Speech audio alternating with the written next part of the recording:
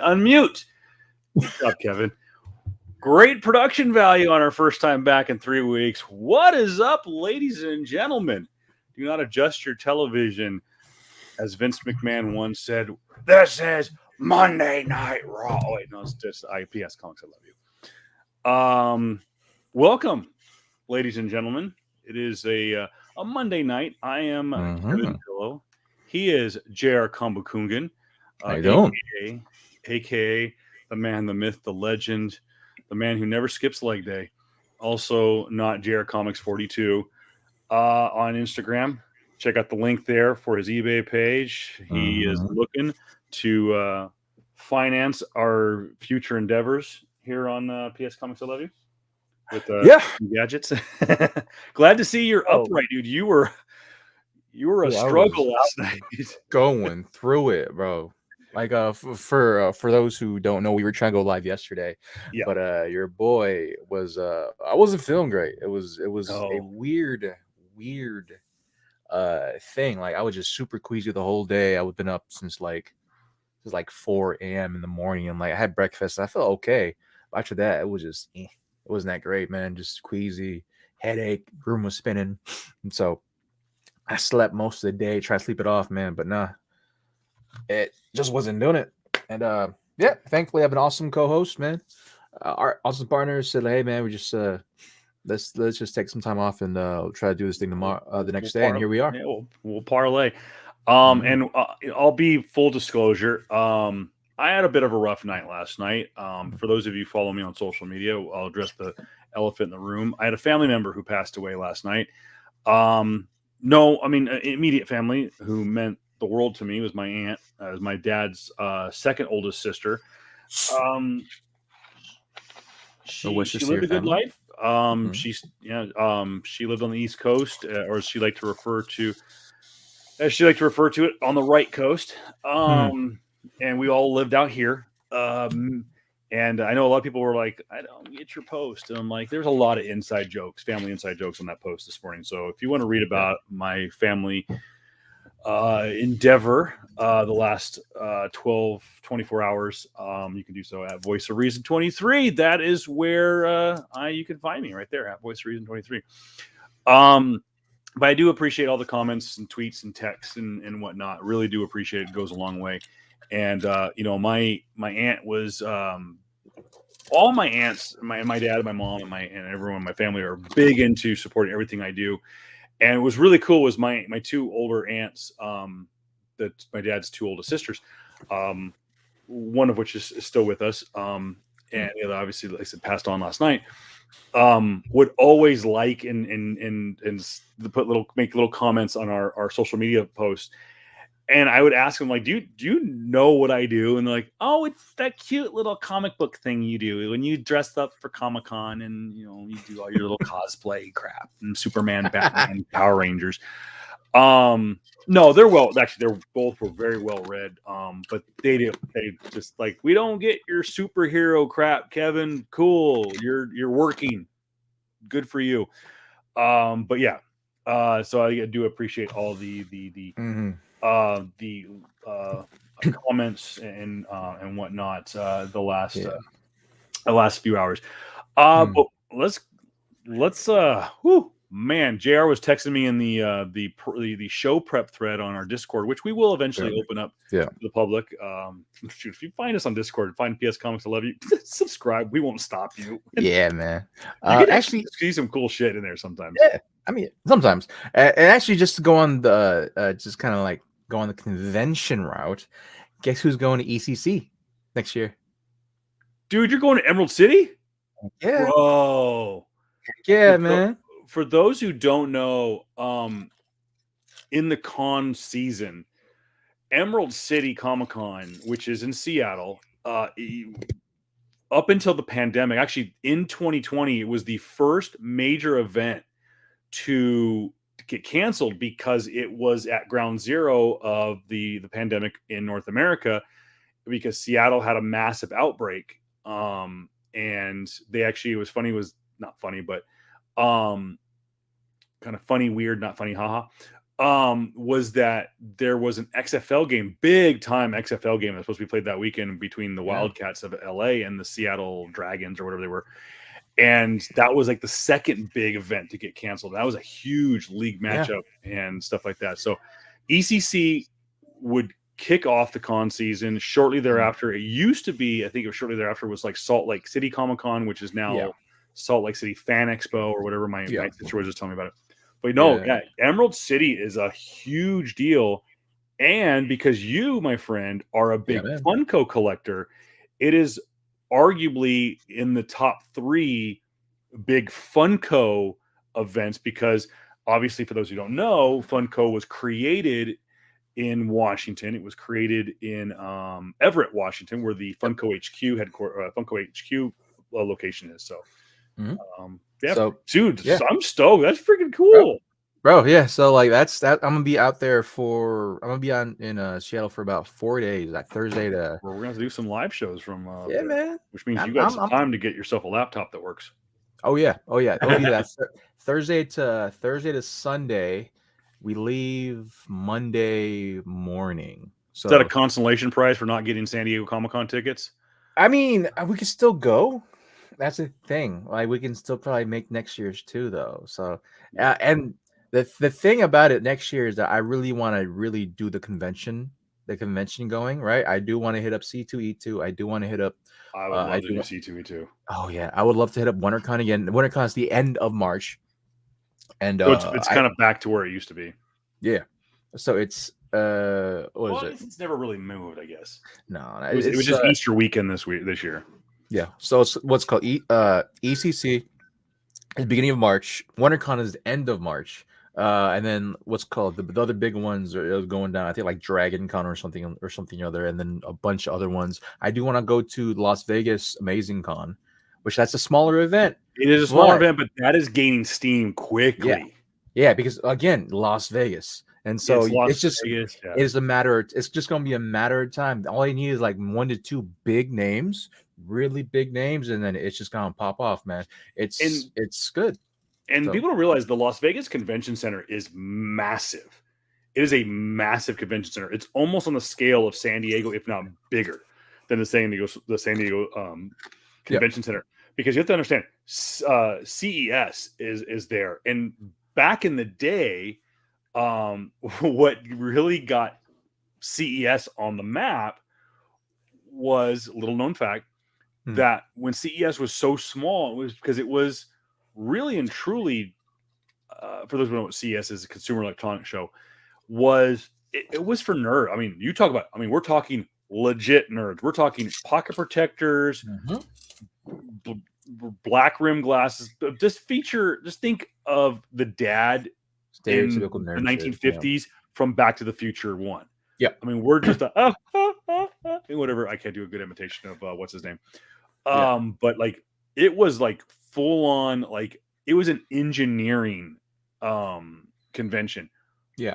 Fast forward, guess what they put on right on the other side of the convention center at the exact same time? They put the AVNs, the Adult Video Network. Wow. They put on one of the largest porn conventions. Yeah. Don't ask me how I know.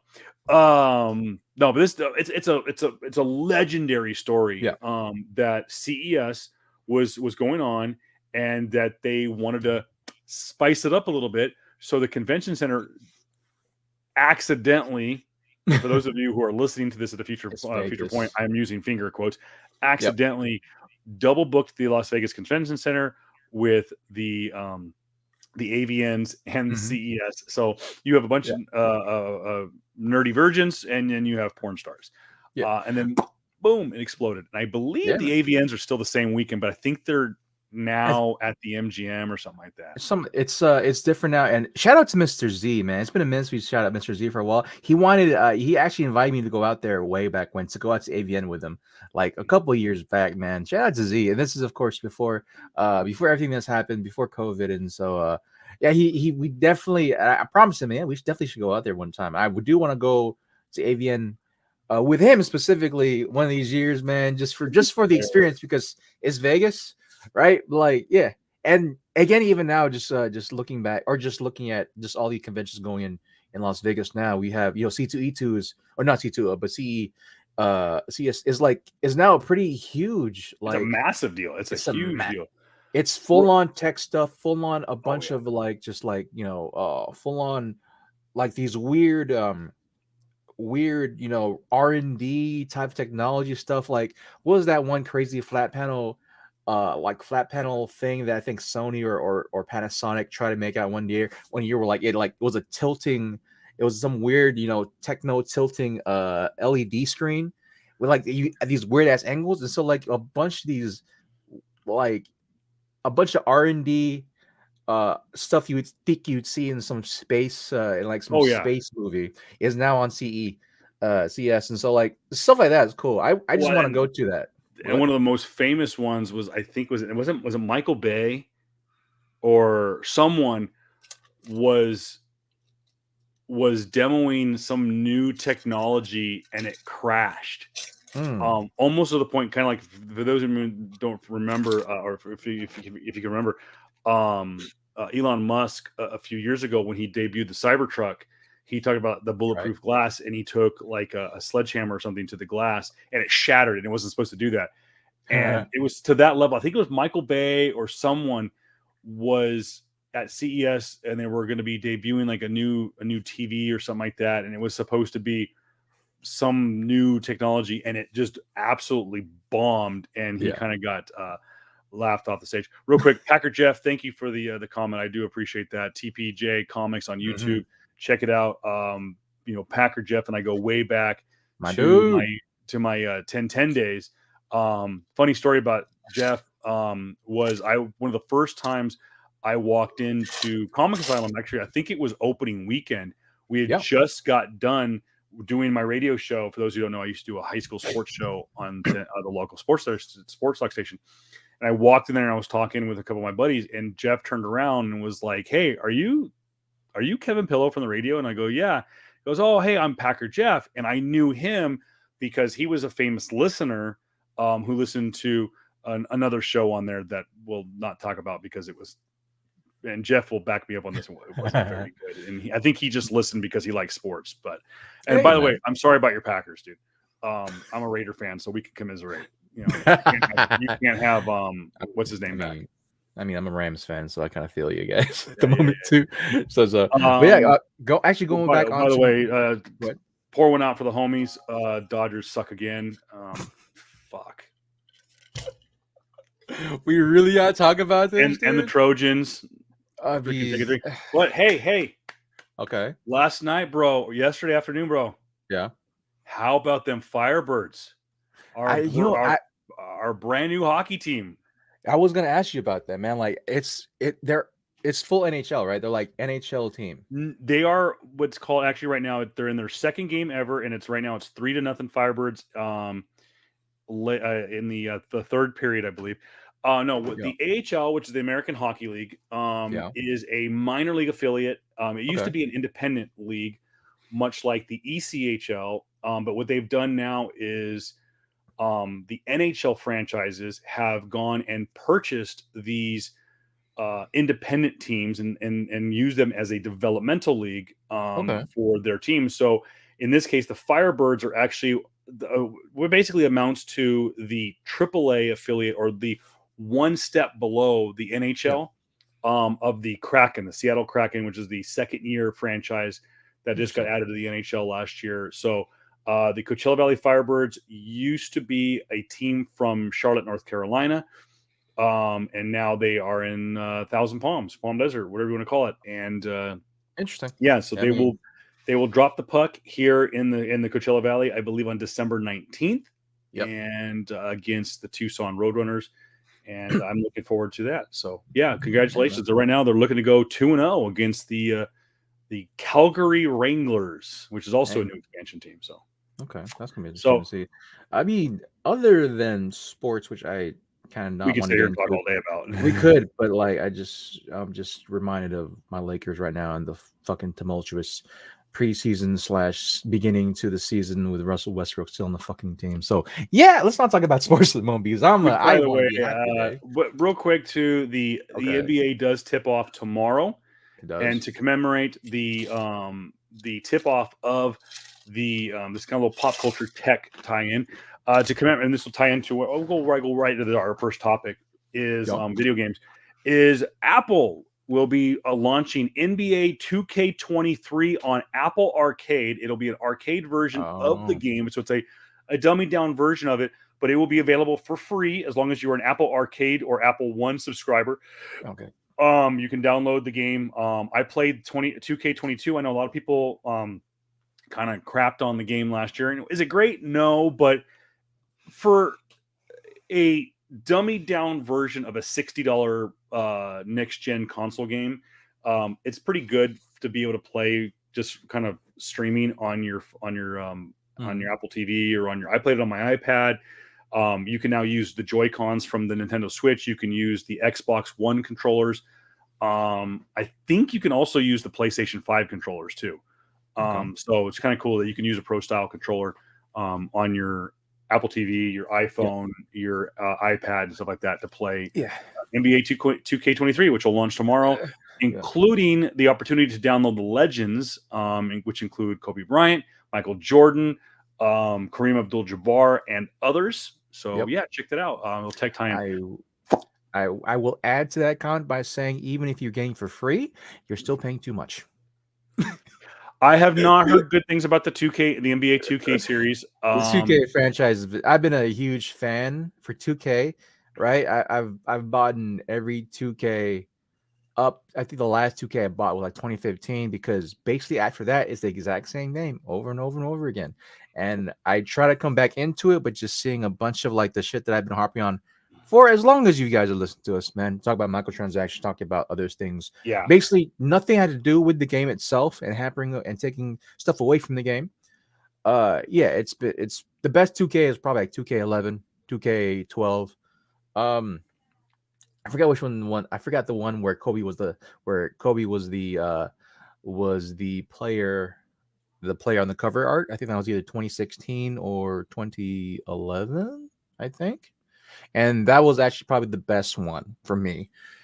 Just gameplay wise, graphic wise, everything else. The game is trash now. It is absolute freaking trash. And even though I'm happy for all my Apple fans out there that has the arcade, you're still paying too damn much for a game that should be that just basically died 6-7 years ago. And they're trying to just make it a zombie and try and still print money. So there you go. Other than that, though, moving into a little more games, man. My boy here finally finished. I did. Finally finished Fallen Order. Now I we can talk did. about it. Absolutely. Now we can talk about it. Fantastic game. Mhm. I don't know how to properly describe the game because despite the fact that JR told me that this was a great game and it told a great story and it introduced us to a really cool character in the form of Cal Kestis. Mhm. But I had low expectations because of EA's track record with Star Wars games. Now, Battlefront, I played. Yep. It was okay. Yep. I was confused. I would basically run into a wall. I remember there was a part of in Battlefront 1, I was on Hoth and I was just running around in this one level for hours. And I'm like, I can't be this dumb. Like, I played video games since I was a kid. And literally, like, I could not figure out the game. And so I will say that I ordered Battlefront 2 today. I've never played it. I have heard good things about Battlefront 2, other than people bitched and complained about the microtransactions and that it literally would take you it would cost you unless you played the game for like 8 years or something like that, Some shit it was going to cost you like $1,600 to play. Yeah. So which thankfully now the makers of Battlefront, which I think is DICE, right? They rolled that back, and now it's actually it's a better game now. Granted, it took them one hell of a freaking a punch from the community to say, hey, there's some shady shit that's going on here. That that they finally, they did 180 and they and they just basically, stop acting like a fool, like a damn fool. And so that's good on them. It just took them 2 years or so, and the community now has steadily been coming back. Same thing too with before I go off track. Same thing too with Fallout 76. I freaking harped on that game too. Supposedly now it's been going great for them. But yeah, going back on to Star Wars Battlefront. I will say I was actually more of the original Battlefront games from like the PS2 era. The PS2 era, as well as I think there was one for PS3. If I'm not correct. Well, the version that I have is I think the PS4 version, right? PS4 version. Yeah, right here. Star Wars Battlefront. It is from DICE and Lucasfilms. Yep. It really intrigued me to play this game because it's a first-person shooter and it's Star Wars. And I was like, and to be honest, like anyone who's ever played a Star Wars game, the number one thing that everyone who's ever played Star Wars wanted to do is wield a lightsaber, which by the way, you can see right there, my Ahsoka blades, and I may or may not have added to the collection. So my Mace Windu and my son's Darth Vader lightsaber, which again segues into my son and I sat there and played the final chapter of Jedi Fallen Order last night. Yep. And you do face off. Spoiler alert. I think most people that are watching or listening to this podcast have probably played it before I did. And then, by the way, for those who don't know, the game came out in 2019. Yep. And really kind of hit its stride during the pandemic. Yep. And the final chapter is you do battle the sixth sister or third sister? Second sister. I'm sorry. I apologize. You fight the second sister, which is who Reva is loosely inspired by. Her backstory is very similar to that. Reva, who of course is third sister in she's third sister. No, she's third sister. Yeah. Second sister is Trilla Sudara. Is Trilla. And Reva is third sister from Obi-Wan. Which, by the way, I'm gonna be blunt here for a second. Fuck all the haters. I thought she was great. Yeah. I now see what JR was talking about in that it was. I don't want to say it was ripped off. It was inspired by. Yeah. You go ahead. And I think now looking at it with full hindsight, having played the game and seen the show and seeing what Ewan McGregor was talking about, Ewan McGregor wanted Cal Kestis in the show, apparently. And he wanted them to cross over. And I think that's why we got that one tunnel scene where I believe, I think Cal Kestis' name is on the wall. I don't think he's directly mentioned. So spoiler. I forgot the hold on. If you're gonna do this, JR, we gotta be prepared, and I can't find the damn button. Okay. Push the goddamn button. There it is. Spoiler alert. Spoiler. I forgot this character's name. Oh my god, he's in Clone Wars. He's in Clone Wars animated series. He's another Jedi Master who survived Order 66, and he helps runaways. He helps runaways throughout the whole. Survive. He's very. He's directly mentioned. Directly mentioned, and Big End. He's in the next game with Cal. Yeah. Oh my gosh! I just had his name. Yes. I can't say in the next game. He's rumored, and it's looking like you see him in the next trailer for Fallen Order 2. Jedi Survivor. Yeah. So if you watch that trailer, the person in the 2, which I swore was Trilla, is not Trilla. Again, like I said, ripping off is a word I can't necessarily say. It doesn't really fit it because especially if it's in the same universe, right? And you got Filoni saying that it's basically it's canon. I will say it's badly written because specifically the writer for the first couple of episodes right? It was the guy that that forgot that it was the guy that forgot that that the scene in episode 3 where Obi-Wan saw that that Anakin turned into Darth Vader. Like he just forgot about that scene. And so it's one of those things where I feel like the writer himself didn't really pay too much attention. He just wanted to write his own story that is somewhat technically still Star Wars type of stuff, right? Yeah. And the inclusion of the Inquisitors and Grand Inquisitor and this third sister, who again is another African American woman who was part who was part of the Order, no, who was also a Padawan during Order 66. Yeah. Like, I mean, come on, man. And not only that, but like I feel like the actress who played Chil Sudara, she's from New York. She still looks like that. You could have hired her. Oh She no, has I saw some of the mocap stuff. Yeah, she has an Of all amazing the. accent. Yeah. And I so it's really hope that I hope she comes back.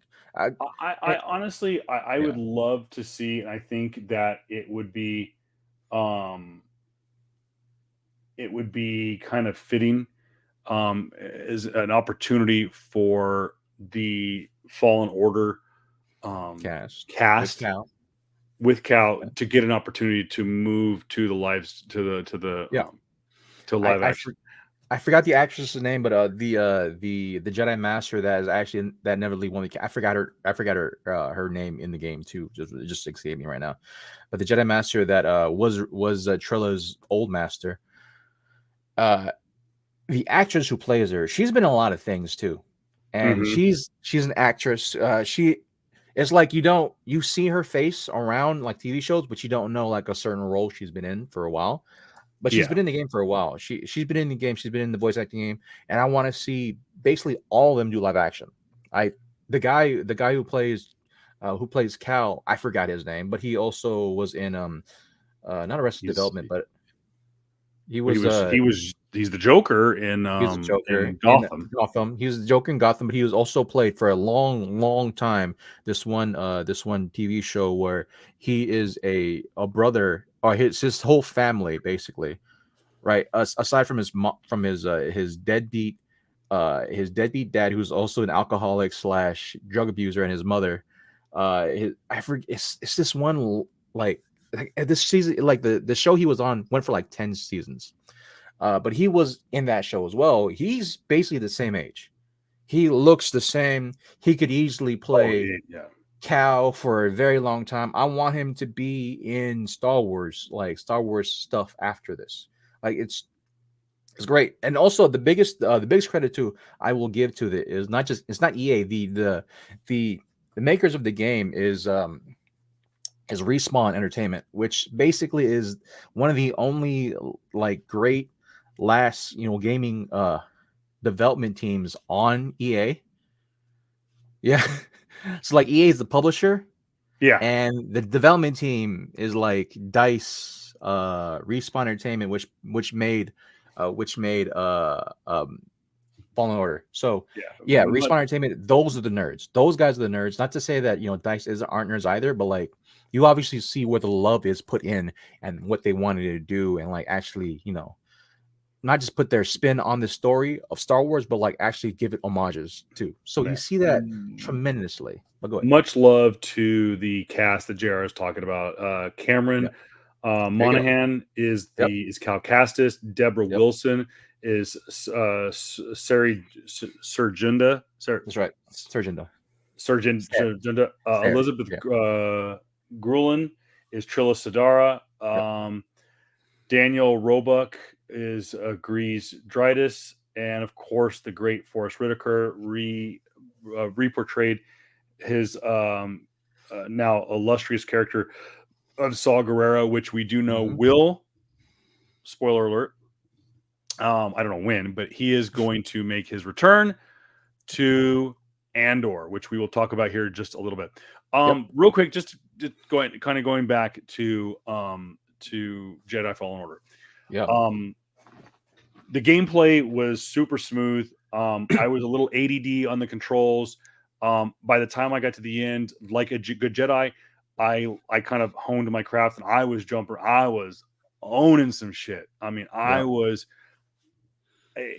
it is really weird to see too, and to go between gameplay and the character development. Cal's character, and I think it's the fine line that a Jedi has. Mm. And in the final battle scene, Darth Vader does mention it, Yeah. is how much anger there is in these characters, both in Cal's and in Suri Junda's. Sarah? Sarah. Yeah. I can't remember how to say it. Anyways, he makes mention. He goes, "I sense much anger in you. Let it go. Let it consume you." Sounds awfully familiar, like maybe the Emperor in Jedi or in Return of the Jedi. That even in Cal's gameplay, when you start to learn different moves, and he learns to separate his dual lightsaber, which, by the way, again, spoiler alert, Cal Kestis has a dual-headed lightsaber. And actually, wait, correct me if I'm wrong. Yeah. Okay. Cal's lightsaber, he loses. Or no, Cal's lightsaber is the one that has the kind of pointed in, right? Yeah, I think so. It's been a minute since I And played the game. his master had a double-headed lightsaber that had the sequel, the two ends, and the canon double-headed Cal. I think this is right. Correct me if I'm wrong. Okay, I'm gonna tell the story as if I think it is. Okay. In the story, Cal has the famous Jedi Cal Kestis lightsaber, which I can pull up here in just a second. Yeah. And it is available, by the way, for purchase. And again, we're not a shill for Disney, but you can purchase the Cal Kestis lightsaber at oh goodness gracious, what's her name? At Doc Ondar's in Disneyland. So, and of course, yeah. So here we go. Here, I'll bring it up right there. There's bring that picture up real quick. I found a perfect picture of it because it's got Cal in canon holding the lightsaber. So let me pull it up real quick. Here we go. Present, share screen, Kevin. You big dummy, get this technology to work. There you go. So take a look at it. There's the screen. Let me zoom in on it. The Cal Kestis lightsaber, correct me if I'm wrong, JR. Yeah. Is that lightsaber as we see it. And it's damaged, or is that his Jedi? Is that his master's lightsaber that he inherits? That's it. That's his. It's Okay. just that his gets damaged. Was his always double-headed, or was his always a single blade?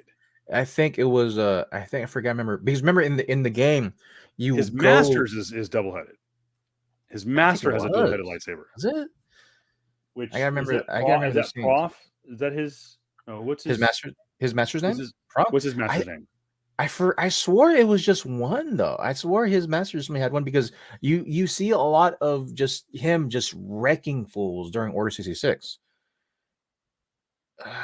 I'm trying to figure out. Yeah, you see his master. Yeah, you see his master's wrecking fools, but he only does it, I think, with one saber, if I'm correct. If I remember correctly. Okay, his master is Jaro Tapal. Yep. Let's see here, images. Let's see if they show it. I could have sworn that maybe he had a double-headed lightsaber. Should be just one. Now, okay, then correct me if I'm wrong. The other half of his lightsaber. Now, the you can do a double-headed lightsaber with which, by the way, how cool is that right there? Oh my god, dude. Check out how that picture. That is at Savi's workshop. That is Cameron Monaghan at Savi's workshop building his own lightsaber. That is a guy who owns the Jedi Order. Like he is a true Jedi. Yep. I didn't even know about them. and of course that's the actor. It's him. surreal. It's him. That's not CGI. That's not a photo drop. That is him. That tells the story right here. While exploring Batu, Monahan traveled to the Blackspire outpost and met with the gatherers.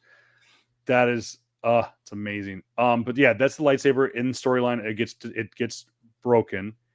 I believe it gets broken by not it the was sister, but I think it was one of the dark sisters or the dark. oh yeah, whatever. no, what's the name? Yeah, it's it wasn't the Night Sister, not the Night Sister. It was the who was freaking Darth Sidious's his race called again? Oh, Because God. because It's on remember that you were weird planet, yeah. you were where the Night Sisters were, and then that was also like I forgot the actual like the race name of it, but like yeah, you fight against them as well as the spoiler alert, the other Sith S like master that was on there too. Then he was kind of banned there. What's the name again? Like Terran. I was so bad with the names. Okay. See Yeah. here now. There's a picture. I did find a picture of. I'm thinking that. Okay, I'm gonna just bring it up here in just a second. Again, this is for the video format of our show. If you're watching, this is. That is his master. So if you look at the blade, That's right. at the hilt, you see that unique kind of clamshell hilt. Now, of course, that is the lightsaber that Cal uses through most of the game. But for those, because I believe in storyline, when he's being trained in Order 66 takes place, I believe Cal loses his lightsaber and he takes on his master's. Okay, this is what I remember. So Cal does not have his lightsaber. Now, at the end of the game, he still does. He has that lightsaber that we just showed you, the Cal Kestis lightsaber. That's right. But it is not his. Right. Yeah. He loses his. Now we have this. This brings me back. This makes sense now. The storyline for Jedi Survivor that Jared just mentioned, which by the way will only be available for next gen consoles. It will not be available for PS4. Is he is in search for his original lightsaber. The double-headed cannon lightsaber that's used in the game is his master's. The one half that his master's half that he which is of course you see it's all broken on the end. Yeah. The say past that he says, and it's Sir Junda's lightsaber, I believe. I think that's what it is. It's like because they're the two in canon in the real because you can customize it for those who have never played the game before. You can customize it, but the canonically double-headed lightsaber that Cal Kestis uses, the actual one, if you don't edit it, is two different ends, and I believe one end is it's either Ceres or somebody. It's somebody else's lightsaber that's given to him. I'm gonna have to go replay the game again. I gotta do it too because I swore because like you had to find the kyber crystals in you had to find kyber crystals in like when you're traveling throughout the system. Yeah, there is a point where you do have to find a kyber crystal in the Jedi Temple because you lose your lightsaber and you have to find a kyber crystal, and that's a hard part of the game. Yeah, because if I remember correctly, after his master dies after being shot by blasters, his that's how I did it. Yeah, one of the troopers shoots the blade and destroys the end of it, and so and you just find kyber crystals throughout. I swear that was it. You had to find kyber crystal throughout the galaxy, and that's how you customize it. Blah blah blah. Because you remember at the end of the near the end of the game, when spoiler alert, you're basically running away from the fucking monster, Terminator himself, Darth Vader, which that was a great fucking scene. I told you, bro. Sarah was there to help kind of stop. Not stop him, but like help fight against him for a little bit, and she had her own lightsaber. Yeah, that's what I was thinking of as. But I don't know if it was. I don't know if it was her lightsaber or it was possibly. Again, sad to say. If it was possibly Yes. Trilla's lightsaber after she got stabbed. Cal After Kestis' second lightsaber was constructed using parts of Jaro Tumple's lightsaber and Ser Junda's lightsaber, both of which were entrusted to Ken Kestis by their former owners. The lightsaber was powered by a pair of kyber crystals retrieved by Kestis from the crystal cave of Uum in 14 BBY. Those who don't know, by the way, I've learned this. BBY is before the Battle of Yespin. Oh shit! Yeah, BBY. It is. I have to. I remember. I know what it is, but I don't know how to pronounce it. Yeah. I will say this too. I will say this. This was back in 2019, and I made a meme. I don't know if I sent it to you, but I made a meme where you seen that meme online where it's those two women, right? Like they're pointing at a cat that's eating dinner. Yes, and the cat's looking back, right? So I made a meme where it had the one that are pointing at cat is Rey and Battle Kylo. of Yavin. Before Battle of Yavin. The Battle of Yavin, by the way, is the battle that takes place at the end of A New Hope. That's right. That's right. That's the 0 point of Star Wars, the Star Wars timeline. Yeah, but go ahead. Yeah, I made a meme where it was those are pointing. It was Rey and it was Kylo, and I made two of these memes, and the cat that was eating was Baby Yoda, and what's the robot's name again? The small robot that's with you, BB. That's BD1. BB1, yeah. BD1. And so, it was basically this was in 2019. For those of us who remember and are trying to forget, Rise of Skywalker came out, and I said that, oh man, imagine being the third being the third best Star Wars thing to come out this year, because the first one was Mandalorian, second one was Fallen Order. For those of you watching on video, that's BD1 right there. BB1's awesome. Badass droid. Oh my god, dude, BB1 is freaking great, dude. And so, yeah. Matter of fact, actually, I'll try to see if I can find those memes, and I'm gonna just post it I'll post it to the Instagram. By the way, real quick, I'm gonna post this. I'm gonna issue this challenge, and I think I'm gonna put this on our Instagram page as well. So head over to PS Comics. I love you. You can see it there on the bottom. We're gonna keep it strolling the whole game, the whole show. I issued this challenge to my wife and my kids.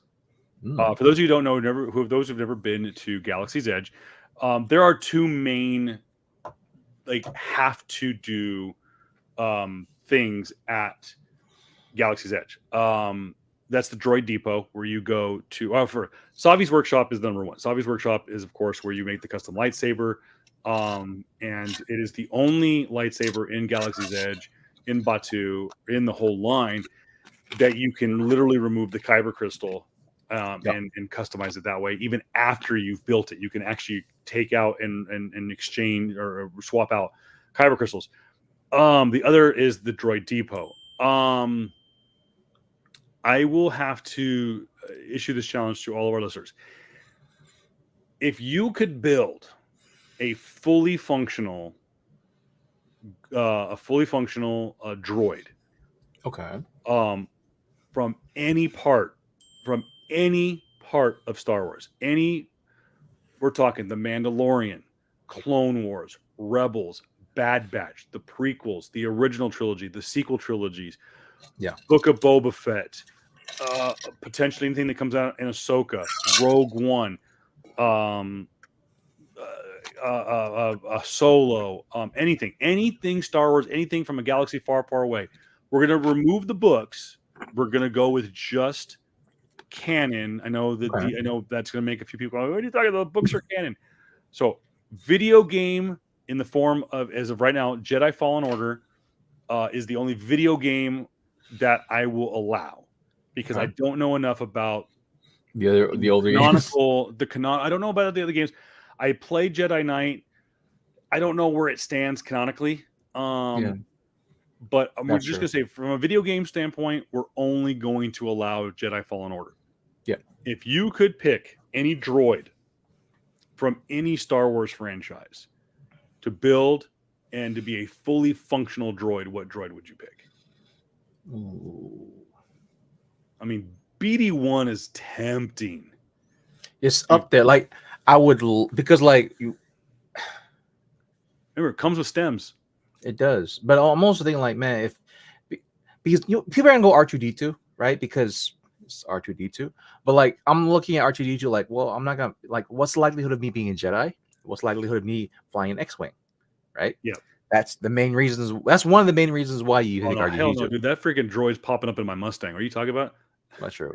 But like that, as well as like, I don't know, man. BB1, dude. BB1's the man, bro. How BB1. would you not like a walking, talking Amazon? Hold on. Bro, like he How would played you not want a fully functional Alexa droid in the form of C-3PO? What's the other droid in the recent trilogies? Forgot his name. BB-8. BB-8. You have BB-8, and also you have I forgot the little green thing. Yeah, that one. But I'm also thinking about the droid that was repurposed for the Order. Oh, for the Rebels in Star Wars Rebel. Oh, Chopper? Was it Chopper? The little runt R2 unit? The fucking droid.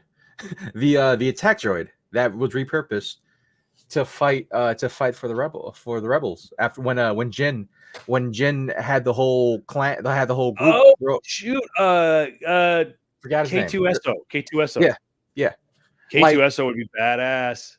Like if it was for somewhat of attack droid /, like, I don't know, fucking protector droid, K2SO. But just probably for me, because I love the little guy, BD1. BD1 is absolutely tough to not choose, because he can sit right there on your shoulder. Yep. Which, by the way, Cal Kestis is going to be an attempt I'm going to make at a cosplay next year. I do know he's the most flyest looking Jedi, I will say. Everybody, God, it's just a badass costume. I'm like, fucking finally, you gotta update your Jedis, man. Finally, it's taken us for long. Like, branch of people are gonna say, well, what about Rey? I'm like, Rey is just basically Luke, but Rey is just basically a depiction of Luke from the original trilogy. Like they made it look exactly the same. Luke with boobs, basically. And so it's like, sort of. Like it's like she's literally biting off a Luke style. It's basically the whole thing. So yeah. Like, all right. No. Yeah. All right. I'm gonna make you make a choice. Okay. Cal Kestis or Ahsoka Tano? Come on, bro. I know you're going to say Ahsoka. You're going to say Ahsoka. Ahsoka. As much as I love Cal, Ahsoka is a 10-year love interest. Okay, not love interest in that way. Like, just like I've loved the character of Ahsoka much longer than Cal. Now, I know, like, but like right now, Cal is better than anything. Cal is better than anything off of the recent trilogy for me. If you, I would put Cal in the top 5 Jedis. Ahsoka is up there. Obi-Wan, I think, for my personal favorites. Okay. Ahsoka, or I'm sorry, my personal favorites. I like Obi-Wan Kenobi. I like Sir Alec Guinness. I like Ewan McGregor. Mm-hmm. I would put up there. I would put Yoda. Yeah. I would put Mace Windu. Mm-hmm. I would put Ahsoka Tano. And I would put Cal Kestis. And I have nothing against Rey. I have nothing against Luke. It's tough. It's tough. Yeah. I have nothing against Anakin. Anakin is as much as people want to crap on what's his name, the actor who has been saluted, Hayden Christensen. Yeah. Looking back, is his angstiness in the sequel or the prequel trilogies was necessary. Yeah, it was basically. I always say this when you look at like movies of like old, that's just like they spoke of its time. Like the Yeah. angsty, angry emo kid was that of Yeah. the early 2000s. That was it. That was it. And You so like needed it's no surprise. you needed someone that was verging on the line of of the cute little kid that Mhm. um I'm a person. My name is Anakin. Like there Yeah. was a cute little kid who also had a little bit of attitude. Yep. Um so yeah, I never had a problem with Hayden Christensen and Yeah. Anakin's. I think now as an adult, I look back at it and go like, we were pretty brutal on him. Oh, absolutely. Yeah, it was fucking But brutal. yeah, again, nothing against Luke, nothing against Anakin, nothing against anybody else who that was a part of the Jedi Order. Mhm. But really and truly, I would say my personal favorite Obi-Wan, Yoda, um, Mace. uh, Mace, Cal, and Ahsoka. Okay. And Yeah. I appreciate Jr. for you for introducing me to Ahsoka because had it not been for you, had it not been for the Mandalorian, had it not been for Book of Boba Fett, um, I would have probably put Ray in there. And Yeah. Ray's cool, but she's not on par with Ahsoka Tano. Ray needs a Clone War saga. That's what she needs. Yeah, Because they legit need an animated series just strictly for Ray and like a legitimate, not this whole fucking hoorah, she's gonna win absolutely every single battle. No, we need to have her have the Anakin route. Because like I've been saying, is Clone Wars animated series Anakin different from live action Anakin? no. Are you sure about that? I think that you gave him a little bit of responsibility, but there is still that little hint of Okay. there's still, but and it's done on purpose, Okay. because you have to. And like I said, we could chase a rabbit on Star Wars all Yeah. day long. But no, you're. I know what you're meaning though. Yes, Yeah. I think that Yeah. Anakin, you see the maturity that he wants to. You see the guy he wants to mature to, coming out of Mm, Attack of the Clones, mm, and but you still have that like that power struggle, that angstiness, and I've seen in a couple episodes where he snaps at Ahsoka, and Ahsoka's like yeah. almost like a little puppy, kind of Yeah. cowers, and that's the Darth Vader coming out in Yeah. a little bit of or the potential, the I, foreshadowing. I will say this. I meant sorry, acting wise. Like Oh yeah, because the voice actor's a little bit better than obviously, Hayden Christensen. because here's the thing, right?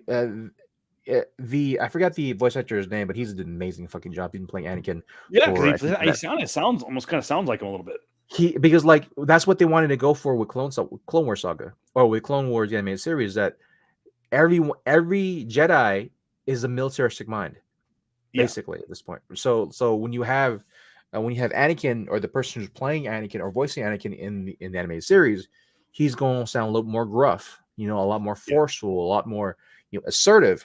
While you have this fleeting, flowy, Shakespearean-esque, portrayal of Hayden Christensen, and that's fine because that was first time. And then now circling around to Hayden Christensen's return, thankfully, into Star Wars, again being Anakin, back during Obi-Wan, he's kind of like resembling a lot more for me the Clone Wars animated series Anakin, which that's great. You seem to be a little more stern, a little more a little more tough, right? And he does, and gone is that whole like that fleeting Shakespearean acting voice is gone now. yeah. And again, that's just basically just keeping up with the times, right? That's keeping up with the times, and that's just we are at a time now where guys sound gruff, and so that's Yeah. fine. And so I feel like that's what they need to do with Ray. Not the whole, make her gruff, make her militaristic. I'm just saying like you just need to have her have more time, have more struggle. All the struggle was taken away from her in the second film. They're basically saying just told her like you're fucking nobody. Your parents were nobody. So fuck everything and let's just do this thing. It's like that's no backstory. You just took away her backstory, and then you in the third movie again, fucking what's the name? Try to give her all this backstory. by saying, "Oh yeah, your parents were shit, but then your grandfather was Palpatine." So it's like, fucking hell, bro. So I feel like Rey, in order to basically make her not right, but make her more fleshed out, is give her an animated series that tackles the topics of, that's akin to like the Clone Wars saga or the Clone Wars animated series. Maybe they will. By the way, we'll put a button on this and we use it as a segue to move into Disney Plus. Is end of the month, Tales of a Jedi coming out, which I'm really looking forward to. I know they're going to be shorts, but we get to finally see in video form in a moving medium. We finally get to see Count Dooku and Qui-Gon Jinn, Master and Padawan, and then of course we get to see the life story, the whatever, the what do they call it, the origin story, so to speak, of Ahsoka Tano and her adventures to become a Jedi Master. I don't think they're going to address where she went between the events of Rebels and the events of Mandalorian. Because I believe those are going to take place in Ahsoka. So people have been asking, when are we going to find out about what happened? And I think a lot of it too is Star Wars legend. What really did happen? It's one of those unanswered questions, but I really do think we're going to find out in Ahsoka. And of course we'll have, I can tell you this right now, that maybe we don't bring it back between now and then, but I tell you, when Mandalorian season 3 and Ahsoka come out, we will be bringing back the wrap up shows, because JR is going to be salivating to talk about his girl Ahsoka Tano. So. I mean, and again, I'm hoping that like they did touch a little bit in Rebels, but where was Ahsoka fully been from like her final scene in Clone Wars to Rebels? Like you have there's a lot of unanswered questions. So. You have this huge chunk. I know she touched upon it a little bit in Rebels, but like this huge chunk of time, saying goodbye to Anakin and meeting Ezra Bridger. That's the guy we were thinking about earlier. Yeah, he's the Ezra guy Bridger. that is the guy who helped, kind of like the Underground Railroad, kind of with the Jedis. Yeah, but Ezra, the younglings. Yeah, but like Ezra though is from Rebels. I'm just saying in Obi-Wan it's mentioned that he's in there. He's in there. He's mentioned in that scene. He's in there. No, but the specific Jedi Master that I was talking about, he was in Clone Wars animated series. Yeah. He's also going to be in he's rumored to be in the next in Survivor. I just forgot the name escapes me. If I show you a picture of him, you will know exactly what I'm talking about. But like, his name right now escapes me. But where basically was Ahsoka? Where has she been from this huge time lapse of like from saying goodbye to Anakin, saying hello to Ezra? So here we go. So transferring into Disney Plus, we talked about Tales of the Jedi. Now let's talk about Andor. We are now 4 or 5 episodes in? No, we might be 6 episodes in. 6, yeah. So the halfway point of the 12 episode season, we are starting to get things ramped up a little bit. The first couple episodes, or the first 3 episodes, really kind of set the tone for where did Andor come from. We learned that he is in the first episode, he's in search for his sister. We find out that he does have a sister.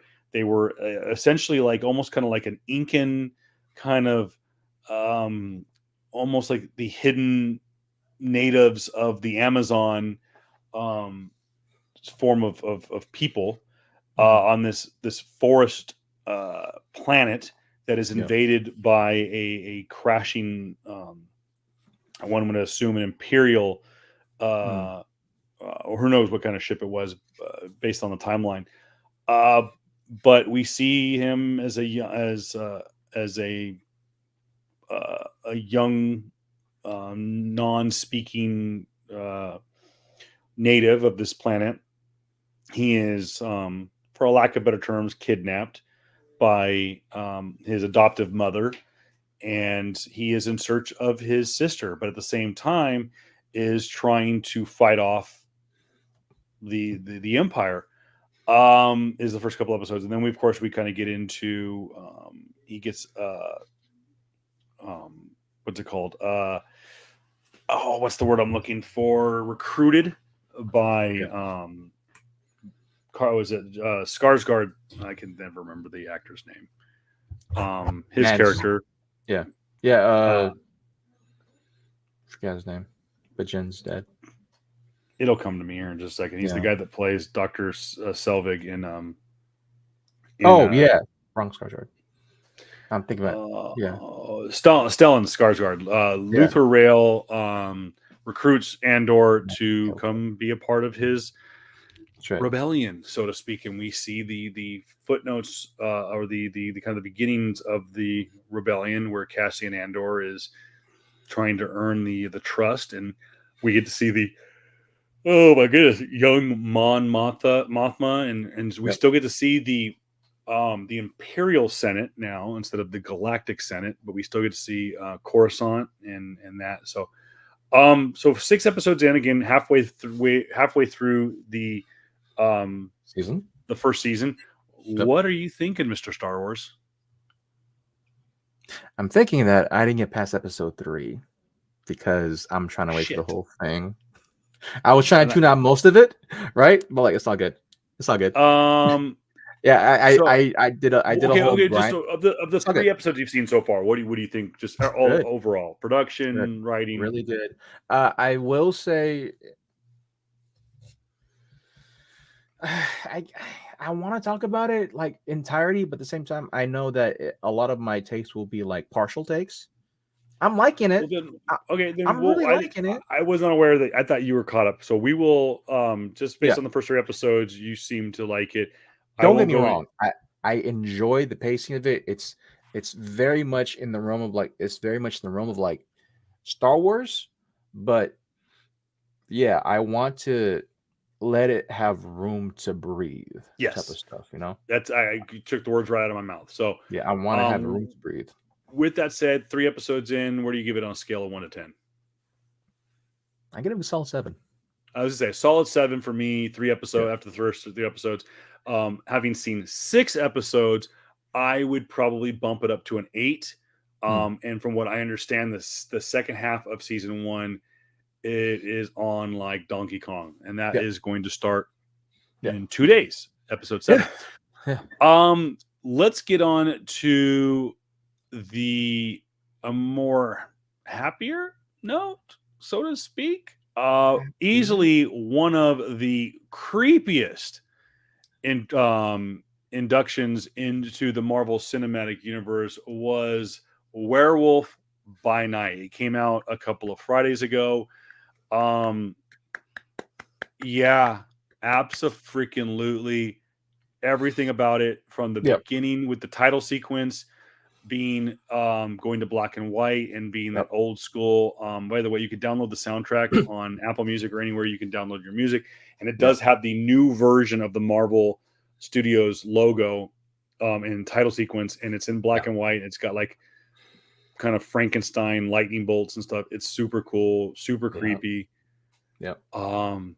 Again, big old effing spoiler alert going forward on this. Good God, man. That was a great fucking showing. It was a great fucking show. It's I didn't know how they're gonna do it either. Like how was this gonna look type of stuff? Yeah. Right. How was it gonna like play out? But man, like they went. I was wondering like what kind of werewolf I use too. Like, is there gonna be really Werewolf by Night, right? Like comic book series, like because Werewolf by Night looks like 1950s old school monster film. And they did. It's a very comic book accurate version of the Werewolf by Night. Yeah, so it's like I forgot the original werewolf, right? The original 1950s monster. Well, that would be the Wolfman. You're talking about the Universal Monsters. It was referred to as the Wolfman, and later would become the werewolf would become, I think, in the 70s. 60s, which would be American Werewolf in Paris, Yeah, there you go. American Werewolf in London. So that's Yeah, where the werewolf name came from. But yeah, the original, from what I understand, the original Universal Monsters, quote unquote, werewolf was Wolfman. that's right. So when you're thinking of, sorry, my chair just like You chilling? sank. I was like Yeah, basically you like chilling? my Yeah. butt was on the freaking floor. No. Now I gotta adjust everything. So when Yeah. you're thinking of Frankenstein's monster or Frankenstein, Dracula, Swan, the man from the Black Lagoon, all that stuff, the Universal monsters, the Yep. Mummy, it's Wolfman, and that Yep. was the thinking too. Is like, oh, is he gonna? Are they gonna do this, or are they gonna do this really bad Wolfman? And no, it's a comic book accurate Werewolf by Yeah. Night. So I will say too, there were some certain parts of the scenes that didn't look great, look good to me, but at the same time, it's like they're working with under an hour type of footage. They're working with like very limited resources too. I will say, because like granted, like the set looked good. A lot of the other like a lot of the shots look very much in line with like the 1950s old school monster movies, right? yeah, And that's so which is what they were trying. I understand that was a theme, but like, yeah, man, it was a great surprise to see. Man Thing. Freaking Yeah, Man Thing, dude. What the hell? And so I think what happened too is like it's probably the most brutal out of all the like MCU Marvel stuff, I will say. Granted, like they got away with a lot of stuff, right? Because like it was black and white. And so a lot of the blood, a lot of the gore as type of parts, right? Can be easily covered up because you don't see the red. I mean, crushing a dude's skull and having it burst into flames, that's an awesome look. when my wife and I were like, okay, we're doing this apparently. Yeah. Yeah. So I'm like, okay, cool. I don't think you can get away with that unless you pair Werewolf by Night and by extension the other monsters possibly. They're gonna go with Blade and possibly with Deadpool. I mean, like there's this whole storyline with Deadpool, being king of he was once king, or at least the lover of the queen of the monsters at one point when they were under New York like a couple years ago. And so is there a possibility that we'll see Deadpool, rolling around with a bunch of like monster s type of like characters, where you can have that hard R rating and Yeah. show some blood, show some gore, have Werewolf by Night tear some dudes up. Look, it was good. It was really, really good. I thoroughly enjoyed myself. The actor who plays him, he was great too. I will say, I'm I will say, I was kind of hoping they would get someone younger, and not to be ageist or anything like that, man. But like the reason why I say it is because like the dude's pushing 50. I expect to see Werewolf by Night, go at least another 10 years, And I right? think that the reason they went the direction they went to, and if those, again, spoiler alert, who have not seen the movie, please tune out until you've seen it, um, is the story they needed to tell. And for those who paid close attention, these characters. Oh, by the way, too, though it's not been like confirmed, but for those of you who paid close attention to what Disney Plus does, with the timelines, they will put movies and products in the timeline, in an official timeline on Disney Plus or the Marvel section. Werewolf by Night is listed as after Thor: Love and Thunder. Hmm. So as much as it has that 1950s monster horror movie feel to it, Hmm. as you can tell, there's a lot of parts of it that are very futuristic, with the soldiers, with the taser swords kind of deal, like the Yeah. and the and Some the of the and the uh, kind of futuristic technology and bodysuits that those soldiers had. yeah. Is Eh, it's possibly modern times, and it takes place maybe like in a far off country, maybe people, because there was no real country named Yeah. of where, or there was no direct location to explain where this takes place per se. Um, People have alluded to that it maybe takes place in Latveria. that's why maybe there's some very kind of modern technology in the building that it's in. Is like it's like this kind of like futuristic kind of castle in the middle of almost like a castle slash observatory in the middle of like this forest. So but they do mention that the characters in the beginning of the movie are these monster hunters, Mm. and they have hundreds of confirmed kills of monsters.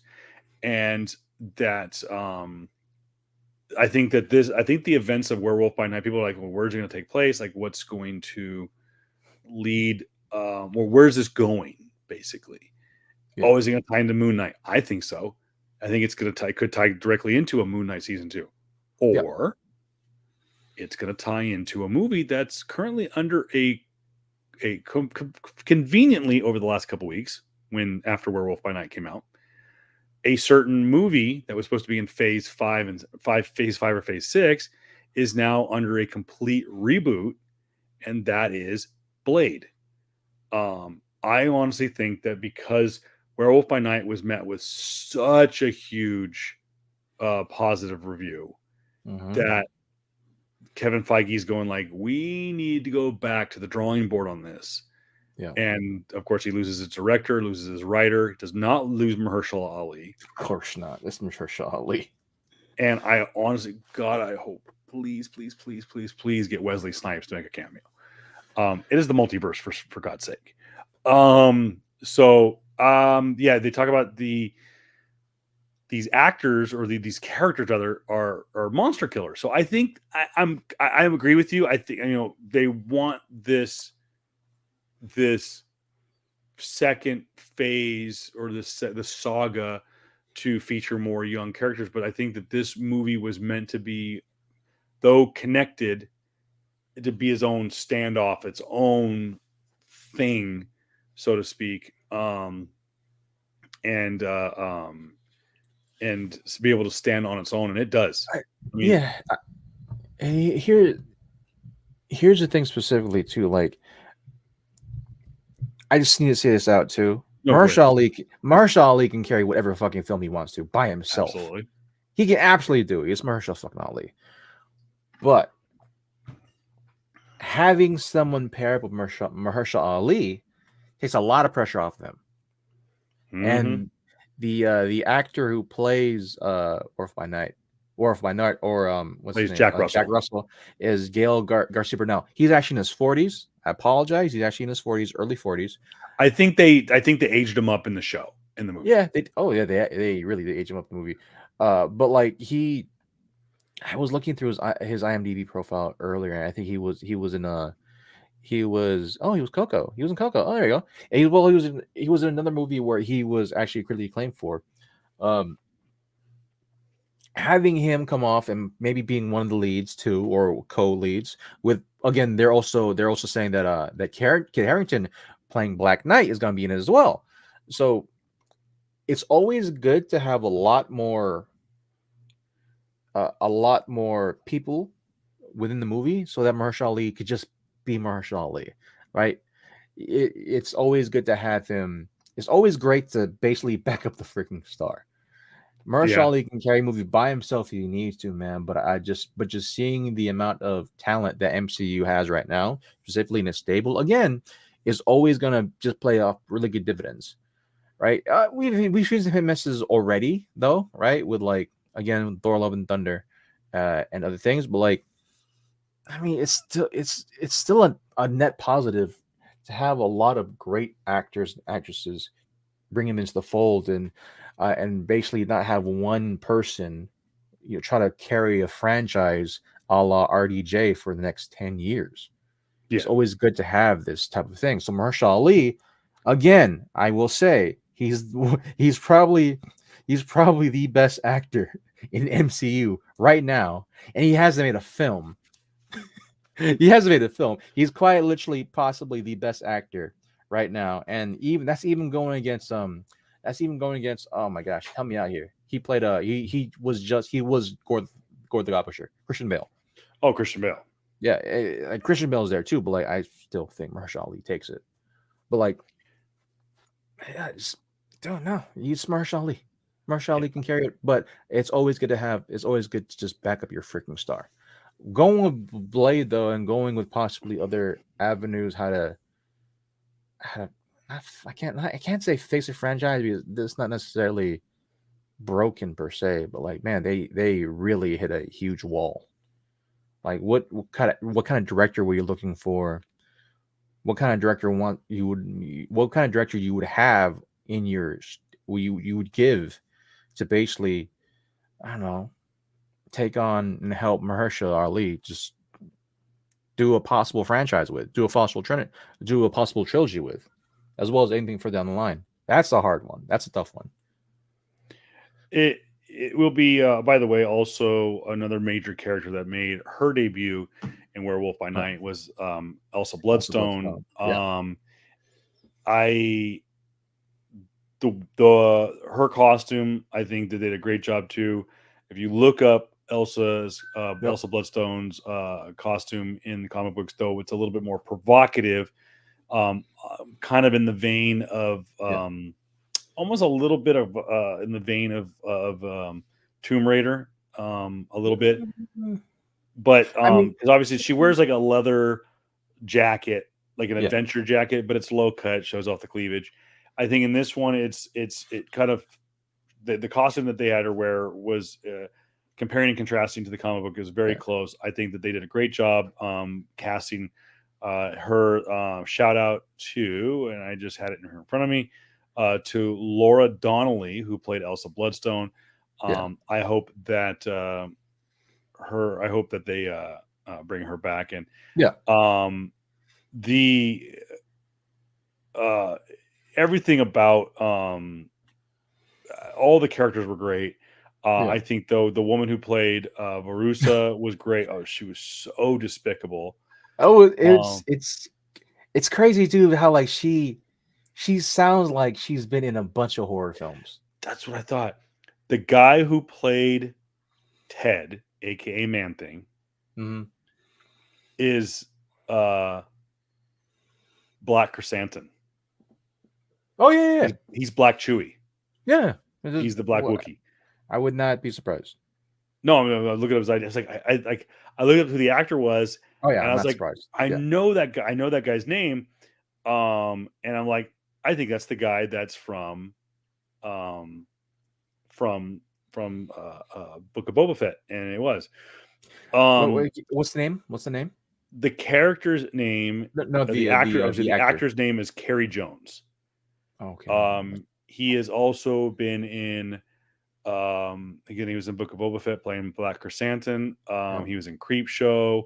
He was in The Orville. He was in Teen Wolf, The Predator. Where he played a predator. Wait, which Predator? Predators in 2010.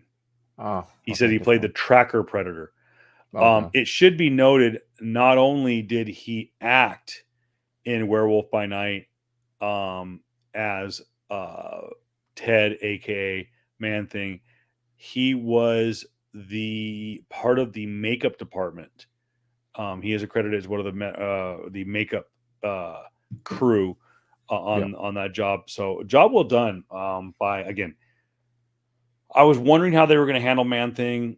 Obviously, I think it's a character that needed to be a CGI character and not a practical character. But so I was upset a little bit, and I can understand that it was a lower budget movie, and that maybe Man Thing was a little bit, maybe a little hokey. But I think it was was in the vein of the type of movie that they were parroting, or they were paying homage to. Paying homage to, rather, homage. Sorry, I've been watching Cop Out too much. And playing homage to is what it needed to be. That the CGI character needed to be a little bit campy looking. All in all, I thought it was a great flick. I've watched it 2 or 3 times. My son is obsessed with it. He's watched it multiple times. He loves Ted. Thinks Ted's hilarious. I'm looking forward to see where Man Thing fits into the comic books, and I really am looking forward to a potential crossover with Moon Knight. Yeah, it was interesting that they also went the route of like how they made I forgot the father, right, who passed away, a complete asshole from what it sounds like. And Oh, Ulysses Bloodstone. yeah, like it's funny because like I remember this dude, yeah, right, in the comics, he was Avenger in the comics. Right? Yeah, He was like I can't say a Dark Avenger, but like he was with like it was during that weird time where Sabretooth was the Avenger and as well as like who else? Sabretooth was the Avenger, Nick Fury was still there. It felt more like, you know, Nick Fury's like Wet Work Squad than it was the yeah. Avengers Squad. So I was like, oh, that's interesting. But yeah, other than that though, like I'm all for it, man. Like I want to see more Elsa. The touch they did where she finally had the bloodstone and they made it color. Great touch. That was a great Great touch. ending, great touch. Like I said, everything from a production standpoint was A plus. Yeah. The campiness maybe was a little bit too much. The violence, the fighting was awesome. Yeah. I'm glad that they went for it. I think that was one of the reasons why they did it in black and white, is so that they could get away with pushing the envelope a little bit with the gore. A couple of great death scenes too.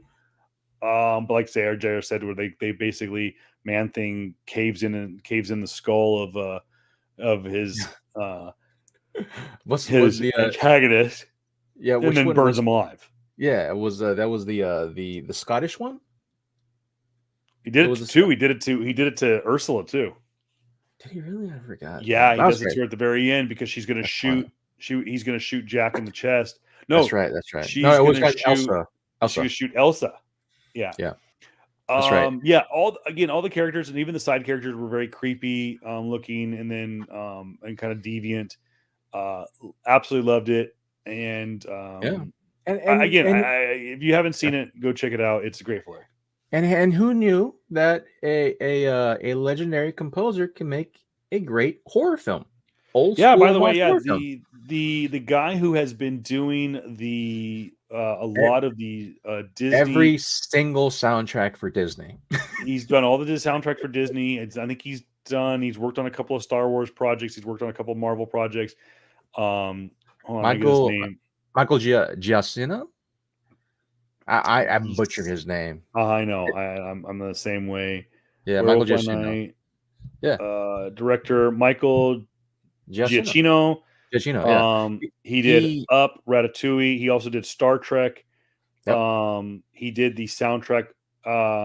He wrote the soundtrack for She-Hulk, which we'll get to in just a second. Doctor Strange in the Multiverse of Madness.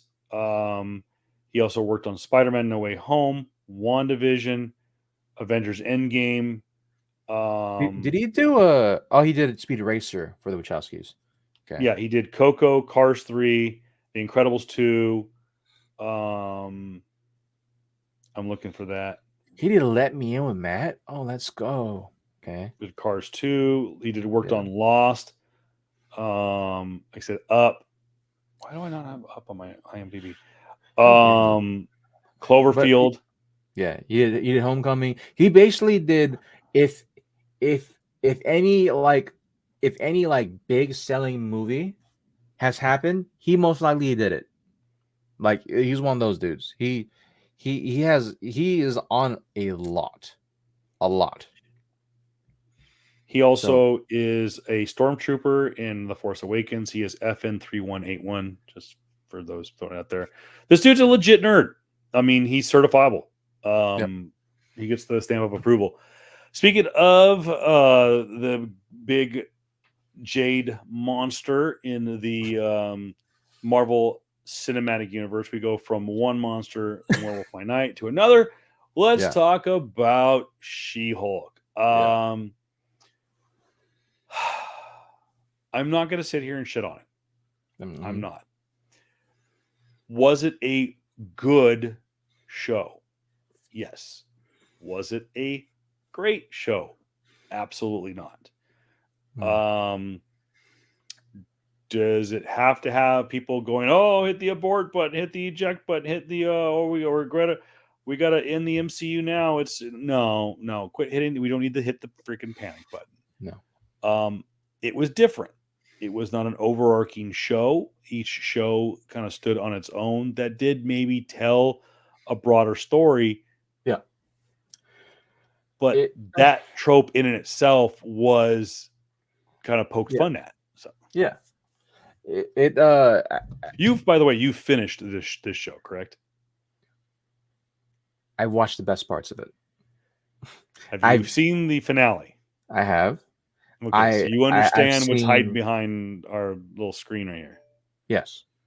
And Okay. so like it's the latter half of the show is better. Yeah. I just feel like a lot of people want to share on their show because of like yeah, y'all see it, you gotta show it. I Yeah. feel like a lot of people want I to thought the share on the microphone was show. going to still work, but I Sean. A lot of people want to share on the show because of its overarching themes of like wanting to be full on feminist, full on like really dismissive of Hulk, of Bruce Banner Hulk, and really the overall basically nerdy ass dudes don't like it that fucking women exist or women have thoughts and feelings. I like that they poked fun at that in the Yeah, show, especially in the finale, and also there's a part in the show where yeah, Jennifer Walters becomes an internet sensation, yep. becoming the Hulk, and they show a bunch of like in A bunch of people saying universe. shit. They make Yeah, like the show like in universe. They show all these comments like on a YouTube yeah, or a social media site, yeah, and what people don't realize is those are real comments yeah, from real people yeah, taken from the comment section of the original trailer on yeah. YouTube that Disney Yep. released. So it's like it's again, it might have to do with like if I feel like if the country wasn't so like I can't say divided, but like so polarizing right now, with just recent presidencies of the past, as well as just like this weird fucking phenomenon of people wanting to not really have conversations like conversational debates with people, right? In a very polite manner. Like we wouldn't have as crazy as a weird sensational bullshit we have against She-Hulk, right? Was it a good show for me? It was yeah, a lot of stuff was too much over the head. Like it felt very one dimensional, but I understood the plays here, right? They were taking a lot of easier tropes that a lot of TV shows in the past have done. What they basically did was basically kind of just copy off of like your not one dimensional, but like your whole thing of like what's the flavor of the week type of episode, Yeah. right? With the overall thing of like it's basically a what's the type of like what are those cop shows called? Where it's like a procedural. It's a Oh yeah, procedural. yeah, yeah. It's a procedural drama with that's kind of like biting off of Two and a Half Men. In the sense of Yeah, like okay, okay, yeah, I see that. what in the sense of like having all the women, right? Having all the men being one dimensional and just there to really appease, the overarching main cast, right? Yeah, I get that. I really do. And people are not looking at that because like, oh my gosh, men are more more fluid and all this shit now. Like they're making fun of they're making fun of other tropes in the genre. It's just that like the way they're doing it, especially the timing of it, right, might not be great for some people. For me, it was kind of like just not overbearing, but like okay, I've heard this joke already. Quite literally, your last episode. yeah. Like, please continue more. So for me, overall though, it was good. I love seeing Matt. I love Matt coming back. He looked good. It felt like the pacing was better the last 3 episodes. Yeah. I'll say that. And now looking back at it, a lot of the other stuff that people got, that people hated on were like non-issues. For me, it was really non-issues. Like The CGI, yeah, the CGI wasn't nearly as bad as I thought it was going to be. yeah, I mean, okay, the CGI, that's the technical stuff. Again, COVID, they could throw more money at it in the future. Yeah. Right. Which, by the way, there's already a rumor going around. There is Yeah. going to be a season 2. Yeah. The thing of her twerking at the end of of an episode, I understand why people were mad about it, right? But like at the same time, it's like, yo, She-Hulk, you had her be butt ass naked with nothing but a newspaper protecting her for a comic book fucking cover. Yeah. Come on now. Like, let's be real here. The second that she wants to twerk for herself, oh, that's when she's the wrong. But then the second, she's either naked or almost semi-naked in a cover for dudes to see. Oh no, that's fine though. That's her being empowering. So again, that was a non-issue. That's the end of it. The only thing that was for me overbearing, quote unquote, was the whole tropes of like, oh, everything's perfect when it comes to a woman, or not woman, but like everything is gonna be better in the eyes of women, or women, or the baseline of understanding emotions better, right? First episode, cool. The next 4 episodes after that, come on. Yeah, it was Like, like, let's come go. Come on, let's go. Every dude from episodes 1 through 5, same basic shit. It's the same character. I get that they're doing the exact same thing for what basically every fucking 2.5 Men and all those other shows did for like having one-dimensional women. I get that, but it was just so like, yo, man, so over the head, just really bonky over that shit. And every time, and the only people that aren't, and the only dudes that aren't like that, right? Of course were your Wongs, were your I forgot his name, but the Abomination, right? Yeah. Those characters, a little bit more multifaceted, more in touch with their feelings, blah blah blah, right? But like every dude is like basically, if he's the first male character that you see in the show that isn't a main character, like her old coworker, that's basically every male character afterwards. That to me, that was it. It was like, okay, whatever, dude. But yeah. I liked it. It was quirky. It just, to me, was just kind of meh. It was just the same joke over and over again. Yeah, and I don't know what it was with I didn't have a problem with the CGI. Yeah. On any of it. I take that back. The only CGI problem I had was Daredevil. There was, because they have him flip in, which is something he had never done in the Netflix show. He'd kind of maybe jumped, but he never did any flipping or anything. If they did, it was hidden a little bit better. But think about it. Think that all the episodes, he maybe did a little parkour, but he never flipped. They make him flip in this, and it seems kind of cheesy TV CG. Yeah, but that's nitpicky. That's nitpicky. Yeah. I like Tatiana Maslany. Yeah. I think she's a fantastic actress. I've seen some clips from Orphan Black. It may not be my cup of tea. I may give it a shot. I may not. My sister-in-law absolutely loves it. It's one of her favorite TV shows of all time. It might be a little too trippy for me. But maybe I'll give it a shot. She's a fine actress. Comparing and contrasting the Jennifer Walters from the comic book and her, I don't know. It might have been a stretch, and I don't know. I think that the separation between, I don't know. There was, to me, when she became the Hulk, especially when she had her hair back. I know, again, this is nitpicking. It was distracting for me for some reason, and I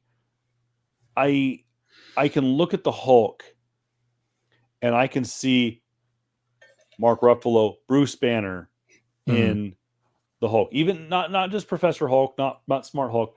I'm talking about Hulk, Avengers, First Avengers. You can still see a little bit of Mark Ruffalo in him. You could see a little bit of Edward Norton in the Incredible Hulk. Tatiana Maslany was lost in the She-Hulk. I don't know. There was a little bit of separate, and it really, I don't know, for some reason it was distracting to me for some reason to see She-Hulk and hear Tatiana Maslany's voice. it just I don't know, it didn't work for me. Hmm. That again, my other than I think the writing was a little weak.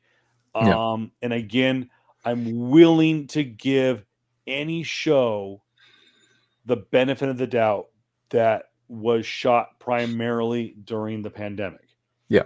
With protocols and shooting schedules and stuff like that. Yeah.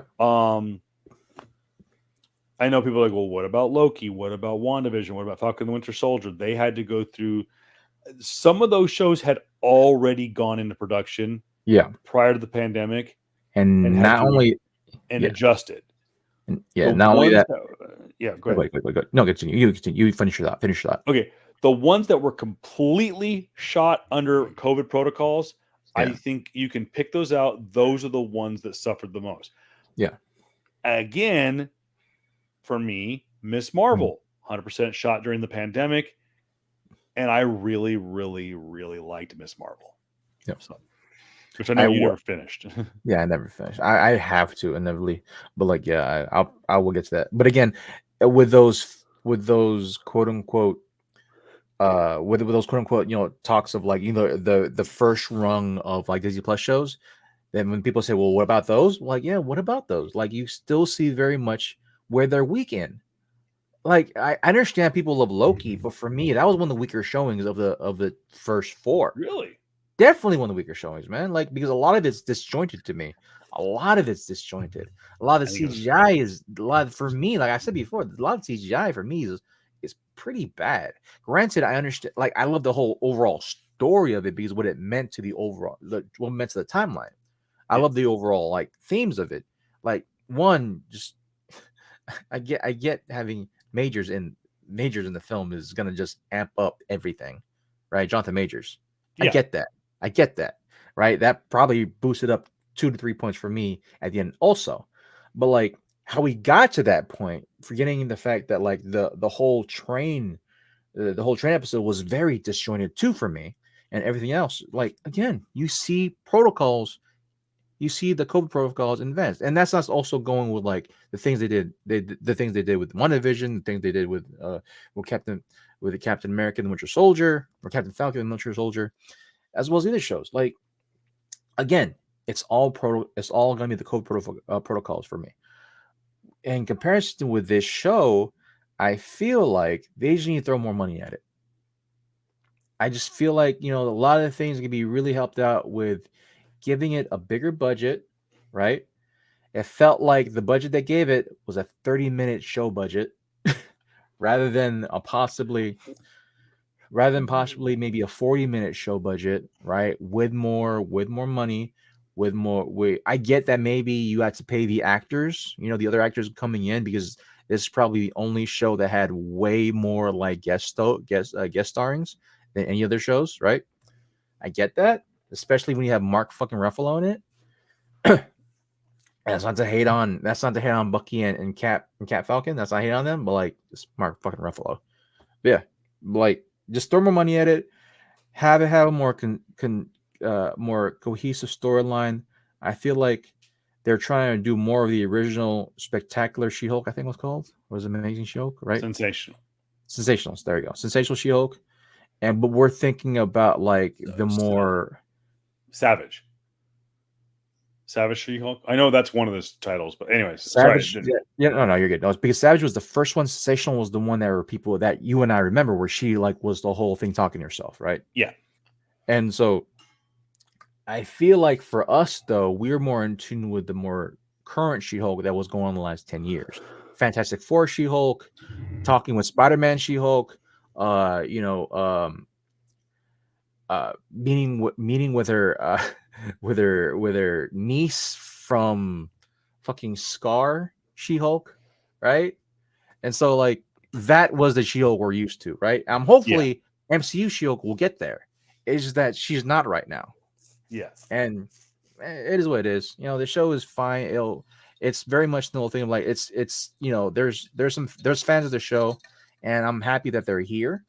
It's not for me still. It's not for me. I'm definitely have to give another watch or like a full run through, but just like a lot of it just is not my style. Same thing with Miss Marvel. But again, I'll have to go through Miss Marvel.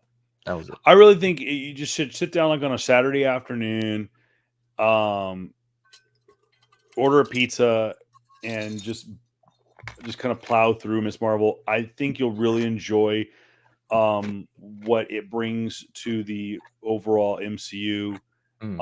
It's a surprise. It's a surprising show. Let's talk real quick Yeah. about the finale. I think was fan service. Yeah. It may have been a little disjointed, but I think it was disjointed on purpose. I think that was part of the joke, which left me a little kind of like, really? Yeah. But I know. But at the same time, it was like that's what the whole joke was the, of course, the Kevin scene, which is what you see behind you, blocked by JR. Kevin, of course, was meant to be. It was wink insinuated to be Kevin Feige. It actually is KEVIN. It's an acronym, Yeah. which I forget what it stands for, but it is. He's an AI that is running the MCU based on algorithms and whatnot and personal profile likes and stuff like that. And she does Tatiana Maslany's Jennifer Walters does a great fourth wall breaking with Kevin, including a wink and a nod and a thumbs up. It's like, so when are we getting the X-Men? Like straight up, doesn't say, hey, when are we getting mutants? When are we getting Wolverine? Where's Deadpool? Blah, blah, blah. Straight up, when are we getting the freaking X-Men? And Kevin responds with, we're not ready for that. And it was great. I love that they bring Kevin Feige into the MCU.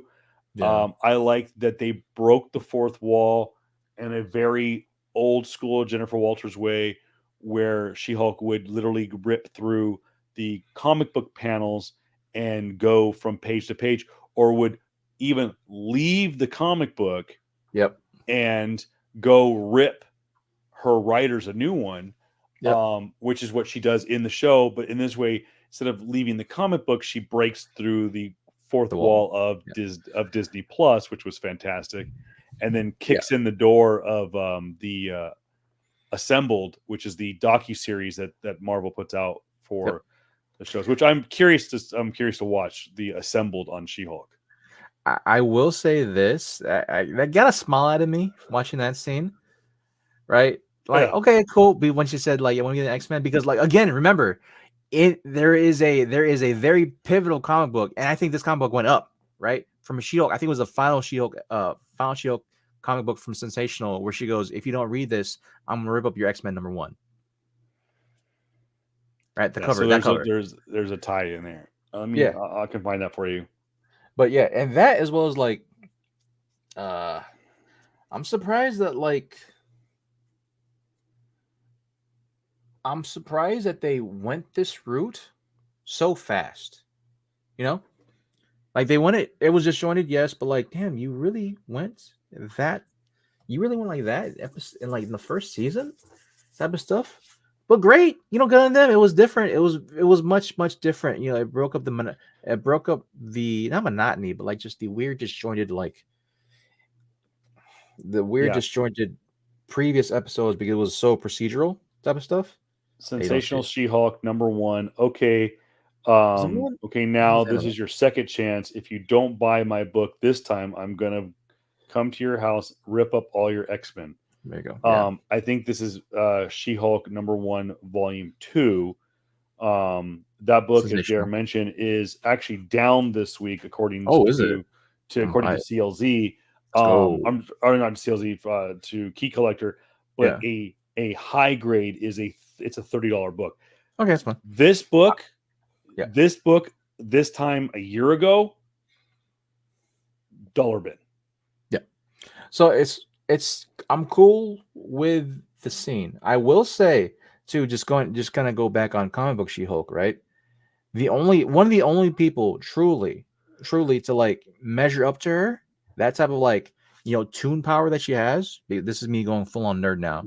Honestly, honestly, and this is more so a nod to your girl, is Gwenpool. Yo, thank you. When she busts through the and Gwenpool was trending Yeah, on Twitter last week, yeah. and I think by them doing what they did with She-Hulk Jennifer right now. Walters and Yeah, She-Hulk, I'm like it is that's blown wide open yeah. that Eh, we will get Gwendolyn Poole.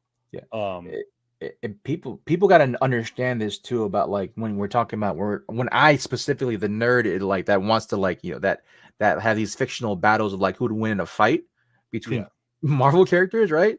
When people say that who'd win in a fight, Deadpool or Gwenpool, Gwenpool would quite literally destroy Deadpool just from the sheer fact that you see her in her own comic books jump out of the page, go through white, and talk to writers about what to do. and her superpower is she knows that it's fake, that it's just a comic book, Bro, like and like her oh, by the way, her too, biggest enemy was her future self. yes, by the way, Gwenpool #1 Yeah. up. What up? How much is it right now? Right now, according to Cover Price, which is a new service, not a shill. We'd love them for to be a sponsor. I might reach out to them. But this is a new partnership that CLZ Comics has. Yep. They dumped their old service, and they Yep. got Cover Price, which has been really fantastic. Yep. Doing multiple updates per day. Yeah, man. Gwenpool Volume 1, #1 at my book, which is I would self-proclaim it to be a 9.4. Right now is valued at only about $13, but this was a book that was a week ago kind of dead in the water, maybe a $5-10 book, because it's a #1, but because of the reference, it's kind of picked up a little bit. So Yep. yeah, a lot of people jumping on that Gwenpool bandwagon. Also, it should be mentioned, according to Key Collector, it's also it's up for the week. It's at $10, a high grade, according to Key Collector, but it is showing to be going up. And some of the later books, but Bro, no, like Heather, I think it was Heather Ontos, I think was a writer or I think she was a writer on the second the first Gwenpool book, I think it was. She right away went on to tell the fans, like, absolutely, this is total Gwenpool vibes, and I was stoked. Yeah, so like I would not be surprised if we see a possible Gwenpool in the near future. Granted, too, like how is she gonna deal with Deadpool, right? But overall, man, like I feel like if they're going to this realm now of like consistently breaking in the fourth wall and being okay with it, right? And Marvel being okay with it, you have to bring in way more characters. You have to bring in the big hitters of like consistently breaking the fourth wall, but not to the point where it gets super campy, right? Yeah. Super like too much on the nose, which I did feel like Deadpool was reaching that area in Deadpool 2, right? The movie. But overall, man, just the difference between Jennifer Walters and Wade Wilson, and even Wade didn't break the fourth wall. Deadpool did. Deadpool almost did it on the run, where he was not necessarily breaking the fourth wall, but was acknowledging the fourth wall. By just being in motion, where like he's sitting there and he's like, oh my gosh, it's the Juggernaut. And he's like, oh my gosh, X-Men, like he's breaking the fourth wall without breaking the fourth wall. Whereas Jen Walters and She-Hulk had to look directly at the camera and do that. Deadpool only did it a little bit, but his was always you're talking about poignant. you're talking about like in the comics or in the movies, because there's been multiple times in the movies where you look at straight at the camera. Oh no, I know that Deadpool looks directly at the camera. One of my favorite ones is it the first time we see him in costume in Yeah, Deadpool 1, where he goes, "Oh, hello there." yeah, no, That whole scene was gold. yeah, yeah. But he does a lot on the run where he's breaking the fourth wall without breaking the fourth wall because he's not looking at the fourth wall, but he's Mm, obviously talking beyond the scene. yeah. But yeah, oh, absolutely. I totally agree with you. And a lot of people do agree that the fourth wall breaking with Jen Walters and She Hulk was a little much and it became almost a joke a little bit. Yeah. But I don't know. Yeah, I mean, That's yeah, I would have to see, because like, and did not for me the breaking of the fourth wall in Deadpool 2 was too much. It's to the point where like it was just a I understand that he's the guy that constantly does it, but like in the comics that we tend to forget, he's not breaking the fourth wall. He's not always breaking the fourth wall. To us, the reader, he's breaking the fourth wall in the sense of like understanding that there's that his thought bubbles have their own personalities. He's talking to his thought bubbles instead. That was of him, acknowledging the fourth wall. And yeah. so going back to She-Hulk and her avenues of breaking the fourth wall, it felt very much like the original Sensational run for me. I just I need to possibly rewatch episodes without fast forwarding it, because I see that shit. When I see the same joke over and over again, I just fast forward that shit. So I have to really just kind of just sit down and like try to take stuff in and try to really give it a good go run and like, okay, cool, what is this character now? Because there's a decent story in there somewhere. Yeah. Really is. There were some parts of it where really did show heart, but like it was just very much every time they did try to show a little bit of heart or a little bit of leeway, giving into like specifically, I think in episode 2 where she's trying to make an effort to it, it just always stuck with like, she's showing heart. She's showing that she'd be a really good character. Oh, here's this fucking, this tropey, douchey douchebag again guy that has that's the running joke of the whole entire series where all the guys are the fucking same. And that just takes me out of it. That just kicks my immersion out. Man, I'm like, all right, cool. You're just saying that every guy that she witnesses and she sees, right, is gonna be the same fucking dude, unless it's that one fucking dude that's just gonna simple for over and over again. So it's like it just takes me out of it just really just takes me out of wanting to root for the show, not the character, the show. Yeah. So yeah. Like I said, all in all, the show for me was probably a good 6. It was my least favorite show of all the Marvel shows. Real quick, where would you put Werewolf by Night? Is it a TV show or is it a movie? TV show, an hour. Okay, so we're gonna label it as a TV show.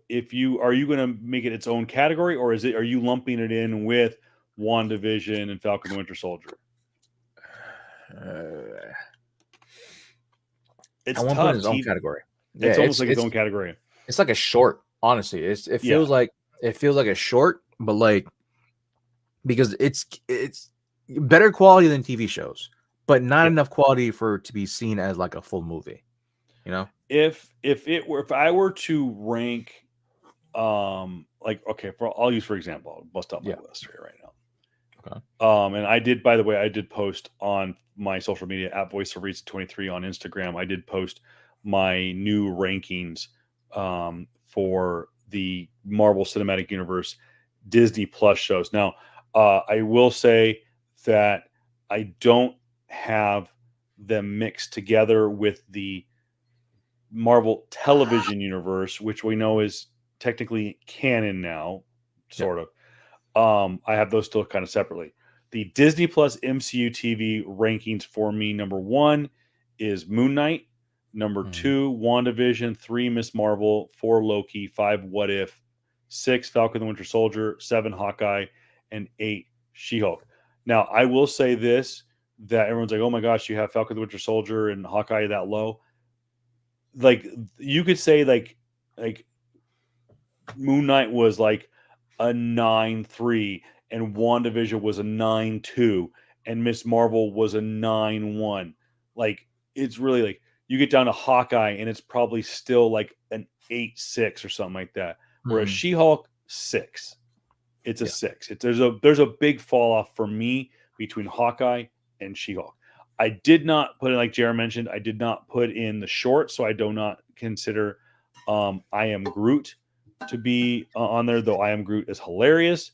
Yeah. And I think they are technically considering it to be canon, but it's tied in to Guardians of the Galaxy Volume 1, Volume 2 era. Yeah. So there's nothing major to quote talk about there, but it's still kind of a cute series.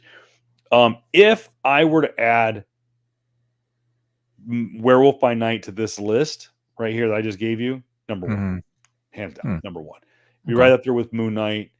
If I were to make it part of the movie list, which is still my top 5, just for point of reference, my top 5 is Captain America, Winter Soldier number 1, Infinity War 2, Endgame 3, Guardians of the Galaxy in the 4 spot, and Spider-Man No Way Home in the 5 spot. If I were to put Werewolf by Night on this list, I would probably put it right around maybe 10, 11, 12, which I have Doctor Strange, Shang-Chi, and Ant-Man. It'd be right in there. It'd be really close to top 10 if it were a movie, if you were to classify it as a movie. Let us know in the comment section below what you classify Werewolf by Night. Is it a TV show? Is it a movie? Or is it its own category? Which I think they're going to do more of these special presentations, and they're going to be its own category, which we do get another one in December. So, sorry. No, just I mean, I would not know where to put She-Hulk or Werewolf by Night. I will say that Werewolf by Night is definitely one of the better showings out of Phase 4. Absolutely. It's definitely one of the better showings out of Phase 4 because, like, in comparison to, like, the Black Widows or the Shang-Chi's, the Eternals, all those shows, right? I feel like it is a better showing than the Eternals, right? It's definitely a better showing in Eternals, even considering the budget and like how short it is. But like, I also look at it in the sense of like I wasn't expecting it type of stuff, right? I was excited for it, but like I didn't know it could exceed my expectations of it, right? Because of what it did in the amount of time it did it with. So that was cool. That was fine. I felt like a lot of this phase has been weak showings, and it's just basically due to COVID, man. Honestly, it's just basically due to COVID. A lot of it's a down year, quote unquote, for Marvel. Even though like a down year is still making billions of dollars, right? For nearly every movie they've been putting out. So it's still very much a good showing. Yet still though, for me, Moon Knight's number 1. Yeah. I don't know where to put She-Hulk. She-Hulk's somewhere in there. I don't necessarily have a list right now for it. I don't know if I want to put a list on it, right? Because like a lot of the shows right now still very much reeks of like, what is a proper representation if you had these shows given a full and proper time to be edited, to be, casted, or to be presented in a proper manner, right? Yeah.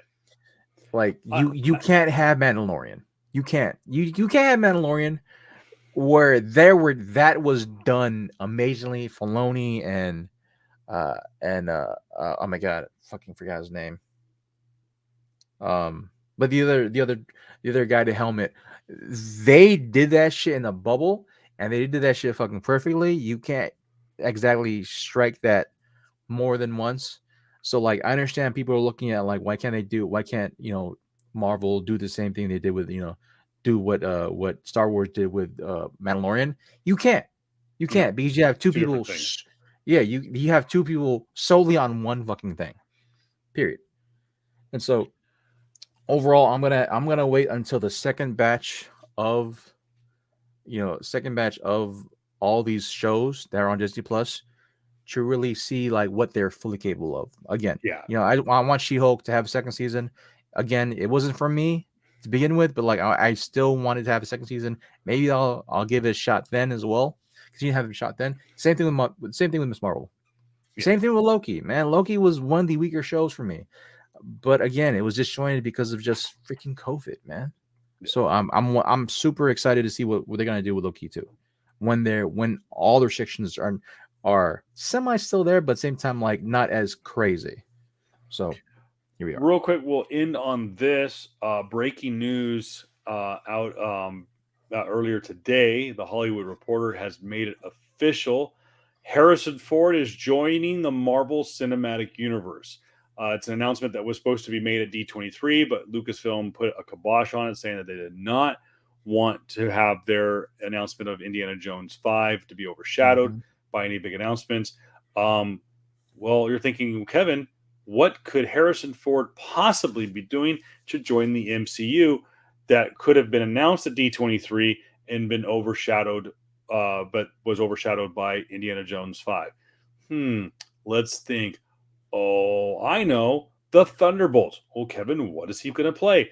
Well, you wouldn't have guessed it because Marvel, who has made a history of recasting, but then not recasting characters.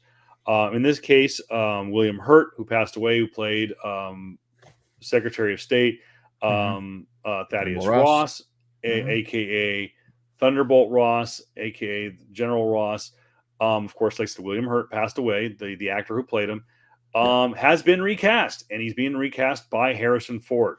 So there we have your new Thunderbolt. Okay. So, with that said, one of the big reveals in the season finale of She-Hulk Yeah. season 1 was that Bruce Banner has a son named Scar. So there is now a third, well, technically fourth Hulk. I don't know if they're going to keep that one little twerps version of Hulk canon or not.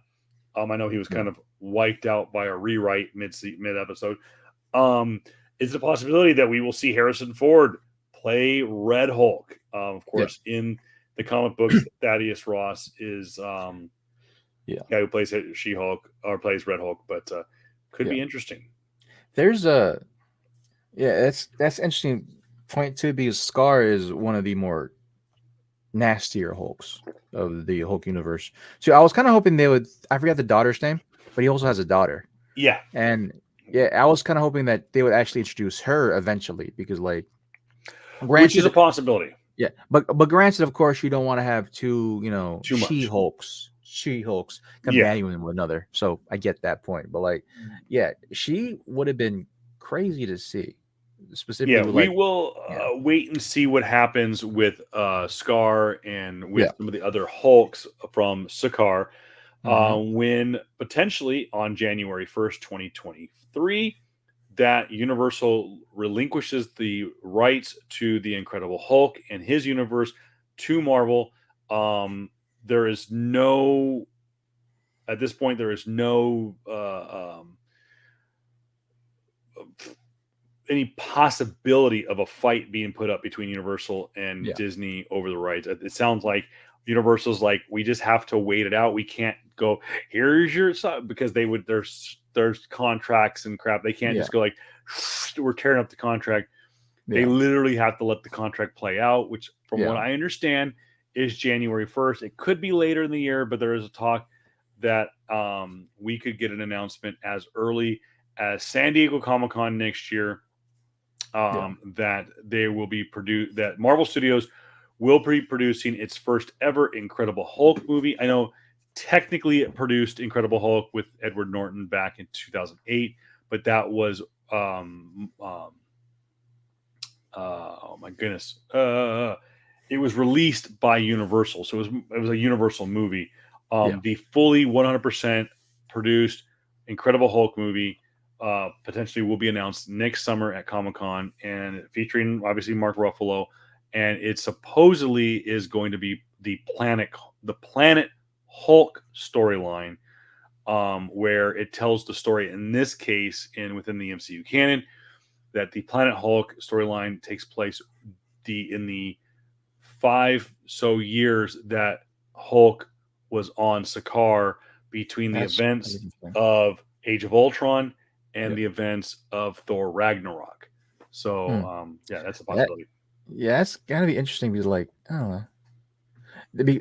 Okay, Planet Hulk. I'm thinking about World War Hulk. Never mind. Yeah, Totally different storylines. Yeah. which are two different storylines. Which I know that World War Hulk was kind of adopted already. With, I mean, what would you say that the Gladiator version of Ragnarok was pulled from? Is that Planet Hulk? That's Planet Hulk, because World War Hulk is basically like when Hulk found out the reason why he was sent away was because the Illuminati comes back. Oh, that's right. Yeah, he That's comes right. back and basically destroys all of Earth with his forces from Sakaar, right? With his son, his daughter Lyra. There you go. That's her name, There. Lyra. Yeah, and So yeah, the only person who could stop him was Sentry, and of course, Sentry is the Marvel version of Superman. Superman, but with horrendous disabilities. So mental And that disabilities. supposedly is the character that Henry Cavill could be coming over to play if he doesn't. Because, and we can talk about this as the story develops more. It was announced earlier today that James Gunn, of course, James Gunn, the director and writer of Guardians of the Galaxies Volumes 1, 2, and 3, and the upcoming holiday special, which will air on Disney Plus in December. Mhm. And also, he's the creator and writer and director of Peacemaker and Suicide Squad. He is developing his own series for DC Comics Yep. and DC Films. And it is going to be, I believe, a horror film. Good.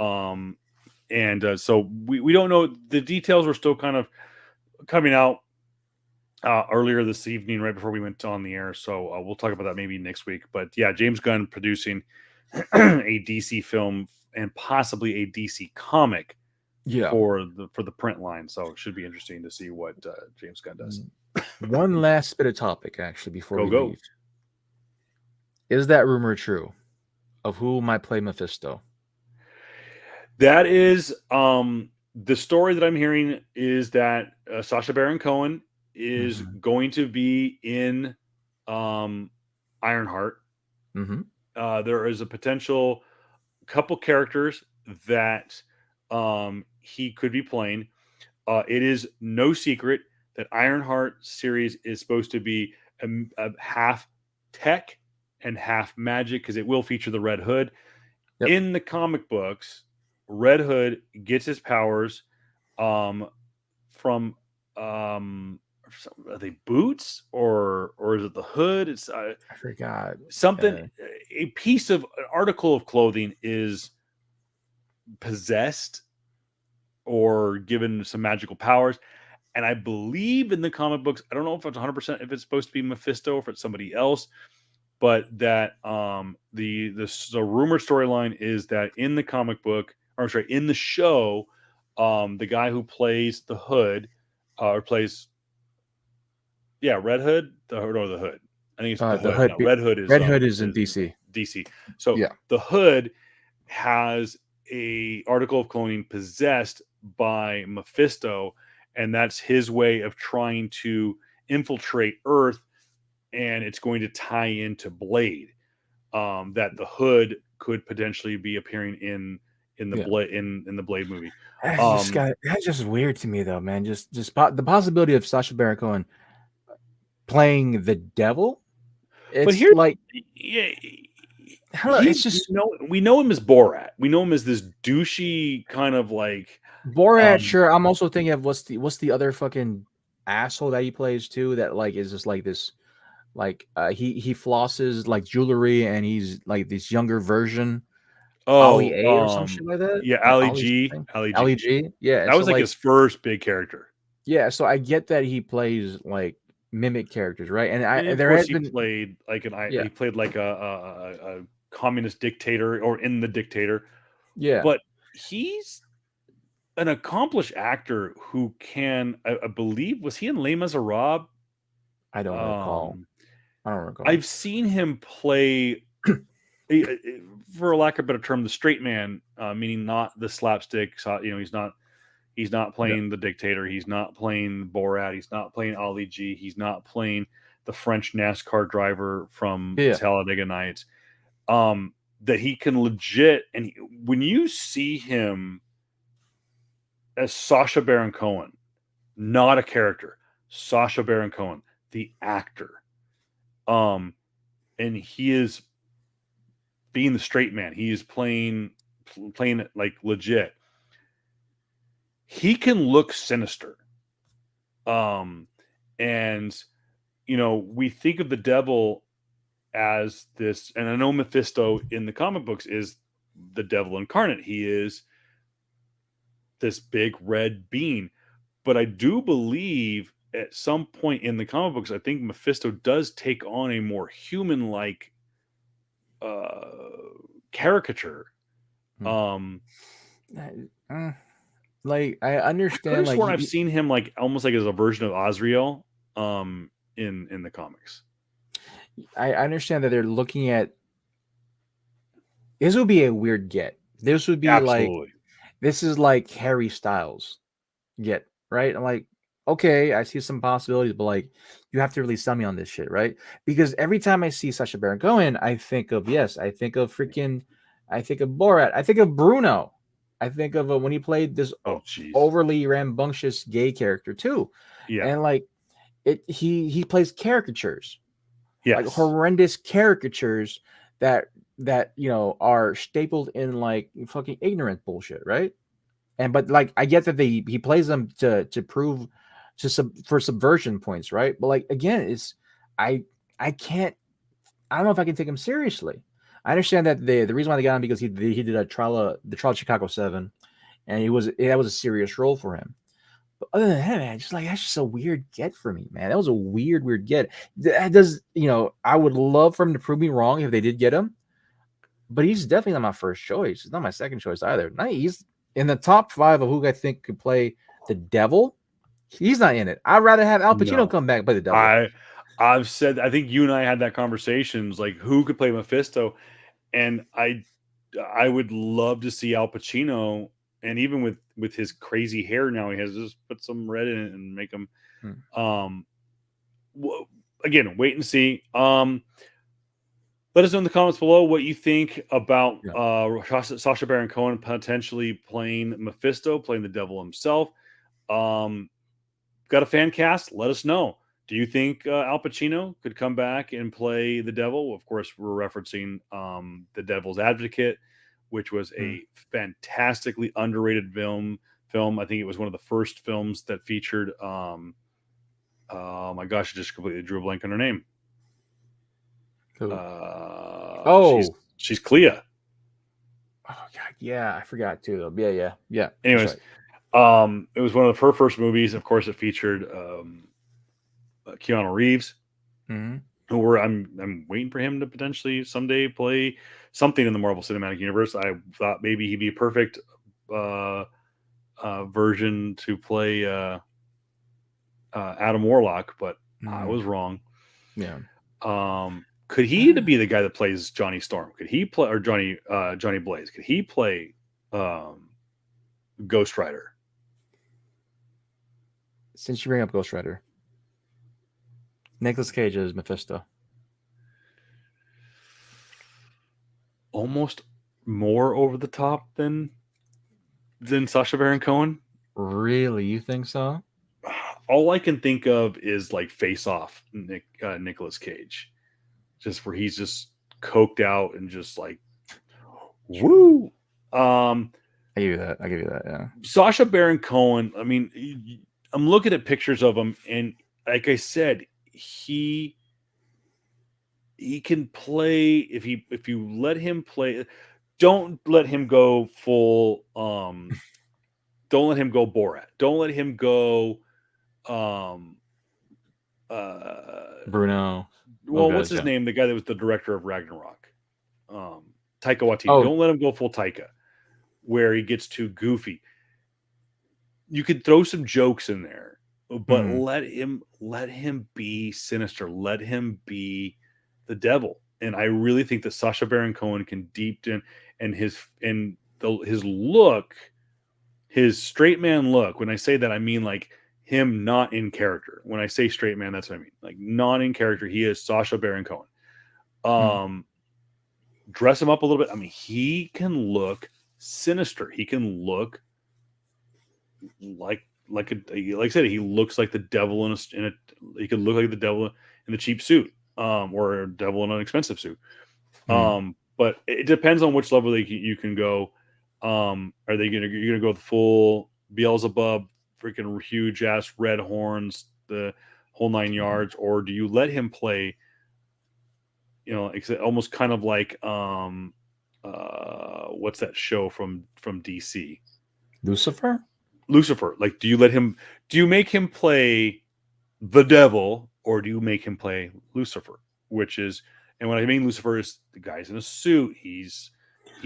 Well, I don't think they're gonna go there. I don't think they're gonna go no. Because the Mephisto, even though he is technically the devil in Marvel, right? There is the clear depiction between Mephisto and Lucifer of DC, and I feel like if they have to go for like the zanier expectations of Mephisto, I mean, sure, I'll give you Sasha, but like he's really gotta if they inevitably hire him, right, and he gets a bit part, he has to knock that shit out. I'm talking fucking Tom Holland coming in as Spider-Man, knock that shit out.